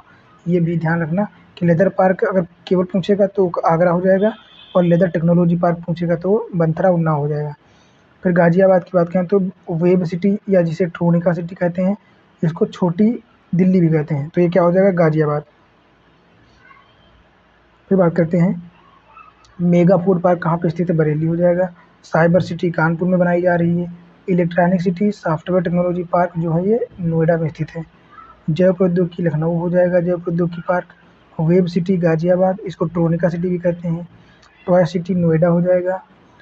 एग्रो पार्क की बात करें तो बाराबंकी और वाराणसी हो जाएगा। एग्रो पार्क कहाँ बनेंगे, वाराणसी और बाराबंकी। फिर बात करते हैं बुद्धा पार्क थीम जो है सारनाथ उड़ीसा में है, कहाँ, सारनाथ उड़ीसा, सारनाथ उड़ीसा में हो जाएगा बुद्धा थीम पार्क, ये महत्वपूर्ण है लग रहा है। फिर बात करते हैं अब बात करते हैं अनुसंधान संस्थान की कि कौन से डिस्ट्रिक्ट में क्या है। तो लखनऊ मंडल या लखनऊ डिस्ट्रिक्ट की बात करें, लखनऊ मंडल तो नहीं है खैर, ये बात करते हैं लखनऊ डिस्ट्रिक्ट की। तो यहाँ पे क्या क्या मिलता है देख लेते हैं जल्दी से। भारतीय विषय अनुसंधान संस्थान ये भी लखनऊ में है। राष्ट्रीय वनस्पति अनुसंधान संस्थान ये भी लखनऊ। केंद्रीय औषधि अनुसंधान संस्थान लखनऊ हो जाएगा। बीरबल साहनी इंस्टीट्यूट ऑफ पैलियोबोटनी लखनऊ हो जाएगा। न्यायिक प्रशिक्षण एवं अनुसंधान संस्थान लखनऊ हो जाएगा। National bureau of fish genetic resource ये भी लखनऊ हो जाएगा। तो राष्ट्रीय सांस्कृतिक संपदा संरक्षण, संपदा या आपदा जो भी हो, संरक्षण संस्थाशाला जो भी लखनऊ में होगी। Central research institute Lucknow. भारतीय प्रबंध संस्थान लखनऊ। रमाबाई अंबेडकर पार्क लखनऊ। तो सबसे ज़्यादा जो अनुसंधान संस्थान है वो लखनऊ में ही है। फिर आगे बात करते हैं अनुसंधान संस्थान की। ये तो उत्तर प्रदेश गन्ना अनुसंधान संस्थान शाहजहाँपुर हो जाएगा। उत्तर प्रदेश गन्ना अनुसंधान संस्थान शाहजहाँपुर हो जाएगा, पर अगर वैसे पूछा जाएगा तो कानपुर में हो जाएगा। राष्ट्रीय चीनी अनुसंधान संस्थान और दलहन अनुसंधान संस्थान कहाँ पे है? कानपुर। फिर भारतीय राष्ट्रीय या केंद्रीय गन्ना अनुसंधान संस्थान तो ये लखनऊ में हो जाएगा। गन्ना अनुसंधान संस्थान लखनऊ में हो जाएगा। फिर Indian institute of handloom technology जो कि वाराणसी से संबंधित है। शाक भाजी इंस्टीट्यूट ये भी वाराणसी में है। बात करें स्कूल ऑफ पेपर टेक्नोलॉजी जो कि सहारनपुर में है। आलू अनुसंधान केंद्र गाजियाबाद हो जाएगा। वीवी गिरी नेशनल लेबर इंस्टीट्यूट नोएडा हो जाएगा। भारतीय घास एवं चारा अनुसंधान संस्थान झांसी हो जाएगा। पान अनुसंधान संस्थान एवं प्रशिक्षण केंद्र महोबा उत्तर प्रदेश हो जाएगा। फिर बात करते हैं भारतीय पशु चिकित्सा अनुसंधान संस्थान तथा पक्षी अनुसंधान संस्थान जो कि बरेली इज्जतनगर में होगा। फिर राष्ट्रीय कृषि वानिकी अनुसंधान संस्थान ये झांसी में हो जाएगा। दीनदयाल उपाध्याय पशु अनुसंधान संस्थान और गौ अनुसंधान संस्थान जो कि और बकरी अनुसंधान संस्थान ये कहाँ हो जाएगा? ये मथुरा में हो जाएंगे। फिर बात करते हैं भारतीय कालीन अनुसंधान संस्थान जो कि भदोही में हो जाएगा। फिर सिरेमिक अनुसंधान संस्थान बुलंदशहर में है और सेंट्रल लिपरेसी इंस्टीट्यूट आगरा में है। Doctor B R Ambedkar police academy जो कि मुरादाबाद में है ट्रेनिंग के लिए। और चौधरी चरण सिंह बाढ़ शोध संस्थान मेरठ में स्थित है, मेरठ। राष्ट्रीय चर्म अनुसंधान संस्थान कानपुर में है। और कानपुर में क्या है? हैंडीकैप अनुसंधान संस्थान, डॉक्टर अंबेडकर हैंडीकैप अनुसंधान संस्थान ये भी कानपुर में है। केंद्रीय अंतःस्थलीय मत्स्य की जो अनुसंधान संस्थान है वो कहाँ है? प्रयागराज। तो बात करते हैं उत्तर प्रदेश वसा प्रौद्योगिकी वसा बोल रहे हैं, ये वस्त्र हो जाएगा। तो उत्तर प्रदेश वस्त्र प्रौद्योगिकी संस्थान कानपुर में भी काफ़ी अनुसंधान संस्थान है। फिर बात करते हैं बाबा राघवदास मेडिकल कॉलेज कहाँ है? गोरखपुर हो जाएगा। सीआरपीएफ प्रशिक्षण केंद्र और इंडो गल्फ फर्टिलाइजर ये दोनों का अनुसंधान केंद्र अमेठी हो जाएगा। फिर बात करें हरिश्चंद्र अनुसंधान संस्थान प्रयागराज होगा। और गोविंद बल्लभ पंत सामाजिक विज्ञान संस्थान ये भी जो है कहाँ होगा? प्रयागराज में ही होगा। अब बात करते हैं उत्तर प्रदेश में शिक्षा से संबंधित। उत्तर प्रदेश में शिक्षा कृषि विश्वविद्यालयों की बात करते हैं तो ये हो जाएंगे कृषि विश्वविद्यालय 6 हैं उत्तर प्रदेश में टोटल। तो सबसे पहला केंद्रीय विश्वविद्यालय जो होता है वो है BHU बनारस हिंदू विश्वविद्यालय। तो एक एक की बात करते हैं। पहले नंबर पे जो आएगा वो बनारस हिंदू विश्वविद्यालय आ जाएगी जिसकी स्थापना 1916 में हुई थी। और इलाहाबाद यूनिवर्सिटी की बात करें तो 1867 सबसे पहले और सबसे प्राचीन ये हो जाएगा इलाहाबाद यूनिवर्सिटी 1887। ये सन याद कर लेना सारी डेट, क्योंकि क्रोनोलॉजी या कालानुक्रम के नाम से उत्तर प्रदेश PCS में कुछ भी पूछ सकते हैं, तो ये याद कर लेना और ये पूछा भी जा सकता है। फिर अलीगढ़ मुस्लिम विश्वविद्यालय 1921, डॉक्टर BR अम्बेडकर विश्वविद्यालय ये 1989 हो जाएगा। रानी लक्ष्मीबाई केंद्रीय विश्वविद्यालय की स्थापना 2014 में हुई थी। कब? 2014। फिर राजीव गांधी राष्ट्रीय शिक्षा अकेडमी जो है ये 2017 में स्थापित की गई। अब बात करें चिकित्सा से संबंधित राजकीय चिकित्सा विश्वविद्यालयों की बात करें लखनऊ में तो उत्तर प्रदेश में तो कौन सा हो जाएगा? ये KGMU हो जाएगा जो कि लखनऊ में है 2002। KGMU मतलब king George medical university Lucknow, इसकी स्थापना 2002 में हुई थी। फिर उत्तर प्रदेश आयुर्विज्ञान विश्वविद्यालय जो कि सैफई इटावा में 2016 में बनाया गया। अगले की बात करें तो पंडित दीनदयाल उपाध्याय पशु चिकित्सा संस्थान मथुरा उत्तर प्रदेश में स्थित है जो कि 2001 में बनाया गया। फिर बात करें राजकीय तकनीकी विश्वविद्यालय टेक्निकल तो doctor APJ Abdul Kalam university Lucknow 2000 में। मदन मोहन मालवीय प्रौद्योगिकी विश्वविद्यालय जो कि गोरखपुर में स्थित है 2013। और HBIT विश्वविद्यालय जो कि कानपुर में स्थित है ये 2016 में बनाया गया। फिर केंद्रीय डीम्ड विश्वविद्यालयों की बात करें तो भारतीय पशु चिकित्सा अनुसंधान संस्थान इज्जतनगर बरेली में स्थित है। केंद्रीय उच्च तिब्बती शिक्षण संस्थान वाराणसी 1967। राष्ट्रीय सूचना प्रौद्योगिकी संस्थान जो कि झालवा प्रयागराज में स्थित है जो कि 2000 में बनाया गया। तो मोतीलाल नेहरू राष्ट्रीय प्रौद्योगिकी संस्थान प्रयागराज 2002। आगे बात करते हैं शिक्षा एजुकेशन से संबंधित।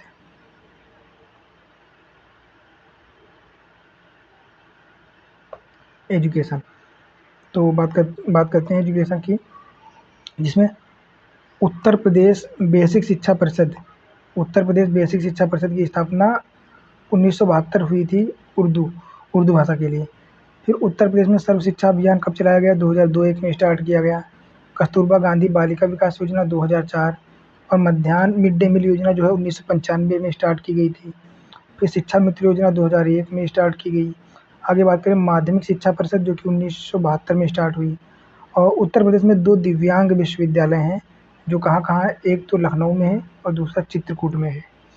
आगे बात करें उत्तर प्रदेश में स्थापित मुक्त विश्वविद्यालय, जिनको ओपन कॉलेज कहते हैं, तो एक राजर्षि टंडन मुक्त विश्वविद्यालय जो कि प्रयागराज में स्थापित है, प्रयागराज 1998। उत्तर प्रदेश में प्रकाशित पहला अखबार जो है वो बनारस अखबार हो जाएगा, और अगर पहला उर्दू अखबार की बात करें तो सरदल अखबार हो जाएगा, सरदल। दैनिक जागरण का सर्वप्रथम प्रकाशन कहाँ? झांसी 1942 में शुरू हुआ। अब बात करते हैं कला से संबंधित। उत्तर प्रदेश कला एवं संस्कृति और शास्त्रीय नृत्य, उत्तर प्रदेश का शास्त्रीय नृत्य जो हो जाएगा वो कथक हो जाएगा, जिससे पंडित बिरजू महाराज जो हैं संबंधित थे। अन्य लोक नाटकों की बात करें तो आल्हा बुंदेलखंड क्षेत्र से संबंधित है, रासलीला ब्रज क्षेत्र, रामलीला अवध क्षेत्र और नौटंकी पूर्वांचल से संबंधित है। आगे लोक नृत्य की बात करें तो चरकुला नृत्य हो जाएगा ब्रजभूमि से संबंधित, राई पाई डंडा एवं दीपावली, सौरा और कार्तिक नृत्य, ये सब बुंदेलखंड से संबंधित हैं। आगे बात करें कर्मा नृत्य, कर्मा और बूरिया नृत्य ये जो है मिर्ज़ापुर और सोनभद्र से संबंधित हैं। चौरसिया नृत्य की बात करें तो जौनपुर से संबंधित है, और नटवरी जो कि पूर्वांचल और अवध में खेला जाता है। फिर बात करें लोकगीतों की तो रसिया ब्रज क्षेत्र से संबंधित हो जाएगा, कजरी मिर्ज़ापुर और बिरहा जो है वो पूर्वांचल से। उत्तर प्रदेश में संबंधित कथक से संबंधित जो हैं 4 संस्थान हैं, ये भी पूछे जा सकते हैं, तो देख लेते हैं इनको जल्दी से। क्या हो जाएगा? एक तो बनारस विश्वविद्यालय हो जाएगा, बनारस हिंदू विश्वविद्यालय। दूसरा आगरा विश्वविद्यालय, भातखंडे विश्व संगीत संस्थान और राष्ट्रीय कथक संस्थान जो कि लखनऊ में स्थित है, ये भी। फिर थोड़ा सा फैक्ट देख लेते हैं, ये लिखे हैं यहाँ पे। तो उत्तर प्रदेश में खाद्य प्रसंस्करण नीति की कब लाई गई? 2012। प्रदेश में फल संरक्षण एवं डिब्बाबंदी संस्थान लखनऊ में बनाया गया है। पशु जैविक औषधि संस्थान, पशु टीकाकरण निर्माण, ये भी लखनऊ में है। और फ्रेगनेंस और फ्लेवर डेवलपमेंट सेंटर जो कि मेंथा का है, कन्नौज में स्थित है। फिर बात करते हैं नोएडा, नवीन ओखला औद्योगिक विकास प्राधिकरण नोएडा, इसकी स्थापना 1976 में हुई थी। ये आप लोग रट लेना, एकदम रट लेना, क्रोनोलॉजी पूछी जा सकती है, कालानुक्रम पूछा ही जाएगा, यहाँ से हमेशा पूछा जाता है, इस बार भी पूछा जा सकता है। तो नोएडा की स्थापना 1976 में हुई। बीडा की बात करें, भदोही ओखला और भदोही औद्योगिक विकास प्राधिकरण 1981। गीडा गोरखपुर, ये भी 1981। सीडा की बात करें जो कि सहारिया में है, ये भी 1989 हो जाएगा। लीडा लखनऊ 2005। ग्रेटर नोएडा 1991। और मीडा की बात करें तो यमुना एक्सप्रेसवे जो कि 2001 में। ये सारी रट लेना। एजुकेशन से बात करें तो उत्तर प्रदेश में शिक्षा अंग्रेजी में स्टार्ट हुई थी। वैसे ये तो सब पता है, हिस्ट्री में पढ़े हैं सब लोग, तो ये सब पढ़ने की आवश्यकता नहीं है। ये देख लेते हैं एक बार, उत्तर प्रदेश में कृषि विश्वविद्यालय। तो उत्तर प्रदेश में कृषि अनुसंधान परिषद की स्थापना 1989 लखनऊ में हुई थी। फिर मेरठ की बात करें तो सरदार वल्लभ भाई पटेल कृषि एवं प्रौद्योगिकी विश्वविद्यालय 2004 में मेरठ में स्थापित हुआ था। चंद्रशेखर आज़ाद कृषि एवं प्रौद्योगिकी विश्वविद्यालय नवाबगंज कानपुर, ये 1976 में स्थापित किया गया था कानपुर में। फिर नरेंद्र देव कृषि विश्वविद्यालय जो है कृषि प्रौद्योगिकी विश्वविद्यालय 1974 अयोध्या हो जाएगा। और सैम हेरिटेज वाटर विश्वविद्यालय 2002, नहीं 2000, तो 2000 में हो जाएगा प्रयागराज। बांदा कृषि विश्वविद्यालय 2010 बांदा हो जाएगा। और झांसी में है उत्तर प्रदेश का केंद्रीय, ये विश्वविद्यालय के साथ में केंद्रीय विश्वविद्यालय है झांसी में, और एक अलीगढ़ में है। तो ये देख लेते हैं प्रमुख नगर और उनके उपनाम, मतलब नाम बदले गए हैं जो, तो देख लेते हैं। मुरादाबाद को बर्तनों का शहर और पीतल की नगरी भी कहते हैं। तो मुरादाबाद को पीतल की नगरी और बर्तनों की नगरी भी कहते हैं। आगे बात करें कन्नौज को क्या क्या कहते हैं? कन्नौज को बांस की नगरी और सुरमा नगरी भी कहते हैं कन्नौज को। और लखनऊ को क्या क्या कहते हैं? तो बागों का नगर, आमों की नगरी, नवाबों का शहर, नजाकत एवं नफाजत का शहर लखनऊ कहलाता है। आगे बात करें गोरखपुर को क्या क्या कहते हैं? तो गोरखनाथ, गीता प्रेस और माथपुरी। माथपुरी ये है क्या हो जाएगा? गोरखपुर। फिर बात करें गाजीपुर को, तो गाजीपुर को काशी की बहन कहते हैं। आगे बात करें वाराणसी की। तो वाराणसी को क्या क्या कहते हैं? तो वाराणसी को कहते हैं विश्वनाथ नगरी, घाटों की नगरी, प्राचीन नगरी, शिव नगरी, पांडवों की नगरी वाराणसी। प्रयागराज की बात कर लें तो संगम नगरी, कुंभ नगरी, अमरूद नगरी, तीर्थराज और ईश्वर का निवास स्थान प्रयागराज हो जाएगा। कानपुर को क्या कहते हैं? चर्म नगरी, पूर्वोत्तर भारत का मैनचेस्टर और उद्योग नगरी कानपुर को कहते हैं। फिर बात करते हैं मथुरा।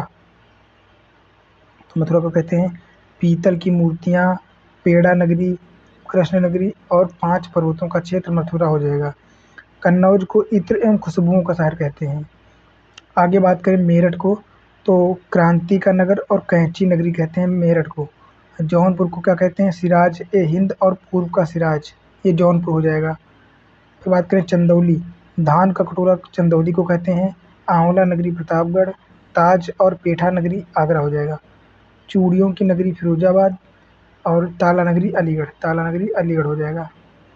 बात करें बहुउद्देशीय नदी घाटी परियोजनाओं की, तो रामगंगा नदी घाटी परियोजना रामगंगा नदी पर बनाई गई है, जो कि काठी बांध बना हुआ है बिजनौर में। फिर शारदा जल विद्युत परियोजना की बात करें तो लखीमपुर खीरी में उत्तराखंड और नेपाल के मध्य बनी है। गंडक परियोजना की बात करें तो ये महाराजगंज, कुशीनगर, देवरिया और गोरखपुर इन 4 डिस्ट्रिक्ट से संबंधित है, बिहार और नेपाल के मध्य। और मूसाघंड परियोजना की बात करें तो कर्मनसा नदी चंदौली पर बनी हुई है। गोविंद वल्लभ पंत और रिहंद परियोजनाएं, ये रिहंद नदी पर बनी हुई हैं। और कान्हर बांध, ये सोनभद्र में बने हुए हैं कन्हार नदी पर। बात करते हैं राजघाट परियोजना, बेतवा नदी ललितपुर में बना हुआ है। मौदहा बांध जो है ये बिरमा नदी हमीरपुर में बना है। और गोकुल बैराज परियोजना जो है यमुना नदी पर बना हुआ है मथुरा में। माता टीला बांध और पथरई बांध ये झांसी में बेतवा नदी पर बने हुए हैं। फिर आगे बात करते हैं नदियों और उनके सहारे स्थित। उत्तर प्रदेश में महत्वपूर्ण नदियाँ गंगा, यमुना, राप्ती, गोमती और हिंडन हो जाएंगी। तो गंगा के किनारे कौन कौन से शहर स्थित हैं देख लेते हैं एक बार। मिर्ज़ापुर, गाजीपुर, बिजनौर, हस्तिनापुर, मेरठ, नरौरा, बुलंदशहर, कानपुर नगर, बिठूर और काला कांकर प्रतापगढ़, श्रृंगेरपुर प्रयागराज और वाराणसी, ये इतने नगर जो हैं कहाँ गंगा के किनारे स्थित हैं। बात करें यमुना के, तो यमुना के किनारे आगरा, इटावा, हमीरपुर, कौशाम्बी, प्रयागराज और मथुरा, ये 6 शहर स्थित हैं। गोमती के किनारे लखनऊ, सुल्तानपुर और जौनपुर हो जाएगा। तो गोमती नदी के किनारे कौन कौन से शहर स्थित हैं? लखनऊ, सुल्तानपुर और जौनपुर। अयोध्या सरयू नदी के किनारे है, प्रतापगढ़ सुई नदी, गोरखपुर राप्ती और मेरठ और गाजियाबाद हिंडन नदी के किनारे स्थित हैं। अब बात करते हैं पर्यटन विकास निगम की स्थापना 1974 में हुई थी। कब हुई थी? 1974। राज्य पर्यटन डे 14 फरवरी को मनाया जाता है। राज्य में पर्यटन को उद्योग का दर्जा 1989 में दिया गया है। ये मोस्ट इम्पॉर्टेंट फैक्ट है, ये रटने ही पड़ेंगे। सर्वाधिक विदेशी पर्यटन ताजमहल देखने के लिए आया। बात करते हैं यूनेस्को के मूर्त और अमूर्त में। तो मूर्त में क्या क्या है? ताजमहल को 1983 में, आगरा 1983, फतेहपुर सीकरी 1986 को शामिल किया गया यूनेस्को में। और अमूर्त की बात करें तो काशी को सिटी ऑफ क्या लिखा है मुस्लिम, आई डोंट नो, 2016 और कुंभ मेला जो है 2017 में शामिल किया गया। और बात करते हैं गीडा, गोरखपुर औद्योगिक विकास प्राधिकरण, इसकी स्थापना कब हुई थी? 1989। अब बात करते हैं थोड़े से औद्योगिक संस्थानों की। कौन कौन से औद्योगिक संस्थान कहाँ स्थित हैं? तो राज्य चर्म विकास एवं विपणन लिमिटेड 1974 आगरा। ये देखो चर्म देख के कानपुर मत लगा देना, चमड़ा, ये आगरा होगा। लखनऊ प्रादेशिक औद्योगिक व पूंजी निवेश निगम P1 विक्रय और उत्तर प्रदेश इलेक्ट्रॉनिक निगम लिमिटेड लखनऊ में है। कानपुर की बात करें तो राज्य औद्योगिक विकास निगम लिमिटेड 1992, औद्योगिक उत्तर प्रदेश औद्योगिक सहकारी संघ UPICA 1952 और उत्तर प्रदेश लघु उद्योग निगम लिमिटेड तथा उत्तर प्रदेश वित्तीय निगम लिमिटेड की स्थापना 1954। ये सब चीज़ें, चारों चीज़ें कानपुर से संबंधित हैं। फिर बात करें गोरखपुर औद्योगिक विकास प्राधिकरण गीडा गोरखपुर और सनहारिया औद्योगिक विकास प्राधिकरण सीडा जौनपुर हो जाएगा। और नोएडा की बात करें नवीन ओखला औद्योगिक विकास प्राधिकरण नोएडा। फिर बात करते हैं NCR। तो NCR जो है ये NCR 69वें संविधान संशोधन 1991 में बनाया गया था दिल्ली को NCR घोषित करने के लिए। बात करें तो इसमें हरियाणा के 14 ज़िले हैं और राजस्थान के 2 ज़िले हैं तथा उत्तर प्रदेश के 8 ज़िले हैं। तो NCR में उत्तर प्रदेश के कौन कौन से 8 ज़िले हैं ये भी पूछा जा सकता है, तो देख लेते हैं। एक तो मुजफ्फरनगर हो जाएगा, दूसरा बागपत, हापुड़, शामली, गाजियाबाद, गौतम बुद्ध नगर और बुलंदशहर। फिर ये हिस्ट्री है थोड़ी सी उत्तर प्रदेश की, तो ये तो सब ये फिलहाल ये देख लेते हैं थोड़ा सा। नक्षत्रशालाएँ, उत्तर प्रदेश में नक्षत्रशालाएँ, इंदिरा नक्षत्रशाला जो है ये लखनऊ में है, जवाहर नक्षत्रशाला प्रयागराज में है और वीर बहादुर नक्षत्रशाला गोरखपुर तथा आर्यभट्ट नक्षत्रशाला रामपुर में स्थित है। ये रामपुर में स्थित है। ये तो हम लोग भी पढ़ ही चुके हैं, देख लेते हैं एक बार फिर से। चकबंदी स्टार्ट हुई थी 1954 में, चकबंदी योजना 1954, किसान बही योजना 1992, मिड डे मील योजना 1995, किसान क्रेडिट कार्ड 1998, 1972, बेसिक शिक्षा निदेशालय 1985, सर्व शिक्षा अभियान या स्कूल चलो अभियान 2001 में स्टार्ट किया गया था। ऑपरेशन ग्रीन 2001, उत्तर प्रदेश हिंदी संस्थान 1976 में स्थापित किया गया। बात करें उत्तर प्रदेश संस्कृत संस्थान ये 1994 और कृषि अनुसंधान परिषद 1989 हो जाएगा। तो ये इतनी चीज़ें हैं जो कि महत्वपूर्ण थी। आगे देख लेते हैं थोड़ा सा और। ये एक्सप्रेसवे हालांकि ये सब पढ़ा जा चुका है, बाकी देख लेते हैं एक बार। उत्तर प्रदेश में GI टैग प्राप्त जो संबंधित चीज़ें हैं ये देख लेते हैं एक बार। तो कौन कौन सी हो जाएगी? संभल हैंडक्राफ्ट को GI टैग दिया गया है। शामली जिले का गुड़ हो गया। कठिया गेहूँ बुंदेलखंड। तिरंगा बर्फी वाराणसी से संबंधित है। और ढलुआ मूर्ति तथा धातु शिल्प वाराणसी। सांची क्राफ्ट मथुरा। लौंग लता एवं लाल पेड़ा हो जाएगा। जलेसर धातु शिल्प अमरोहा ढोलक। मैनपुरी तारकशी। Kalpi handmade paper. Baghpat home furnishing के लिए। बाराबंकी हैंडलूम प्रोडक्ट तथा महोबा गोरा पत्थर शिल्प। बखीरा ब्रासवेयर। अलीगढ़ का ताला। बनारसी पान। बनारसी लंगड़ा आम और नगीना लकड़ी शिल्प। मुजफ्फरनगर का गुड़। प्रतापगढ़ का आंवला बांदा संजर पत्थर क्राफ्ट। रामनगर भाटा बैंगन और हाथरस की हींग तथा आदम चीनी चावल। इन चीज़ों को दिया गया है उत्तर प्रदेश में जो है क्या दिया गया है? GI tag.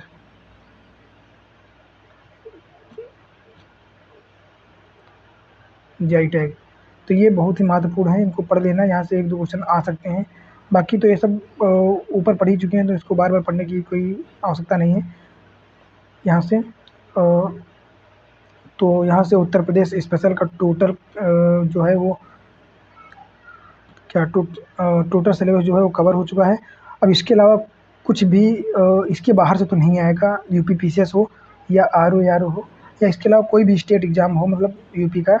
इस वीडियो को देखने के बाद कुछ भी देखने की आवश्यकता नहीं पड़ेगी, सब कुछ कवर हो जाएगा इसमें।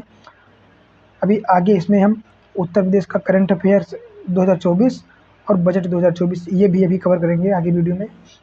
तो मैं उम्मीद करता हूँ वीडियो अच्छी लगी होगी। तो आगे के लिए अब करंट अफेयर्स को स्टार्ट करते हैं।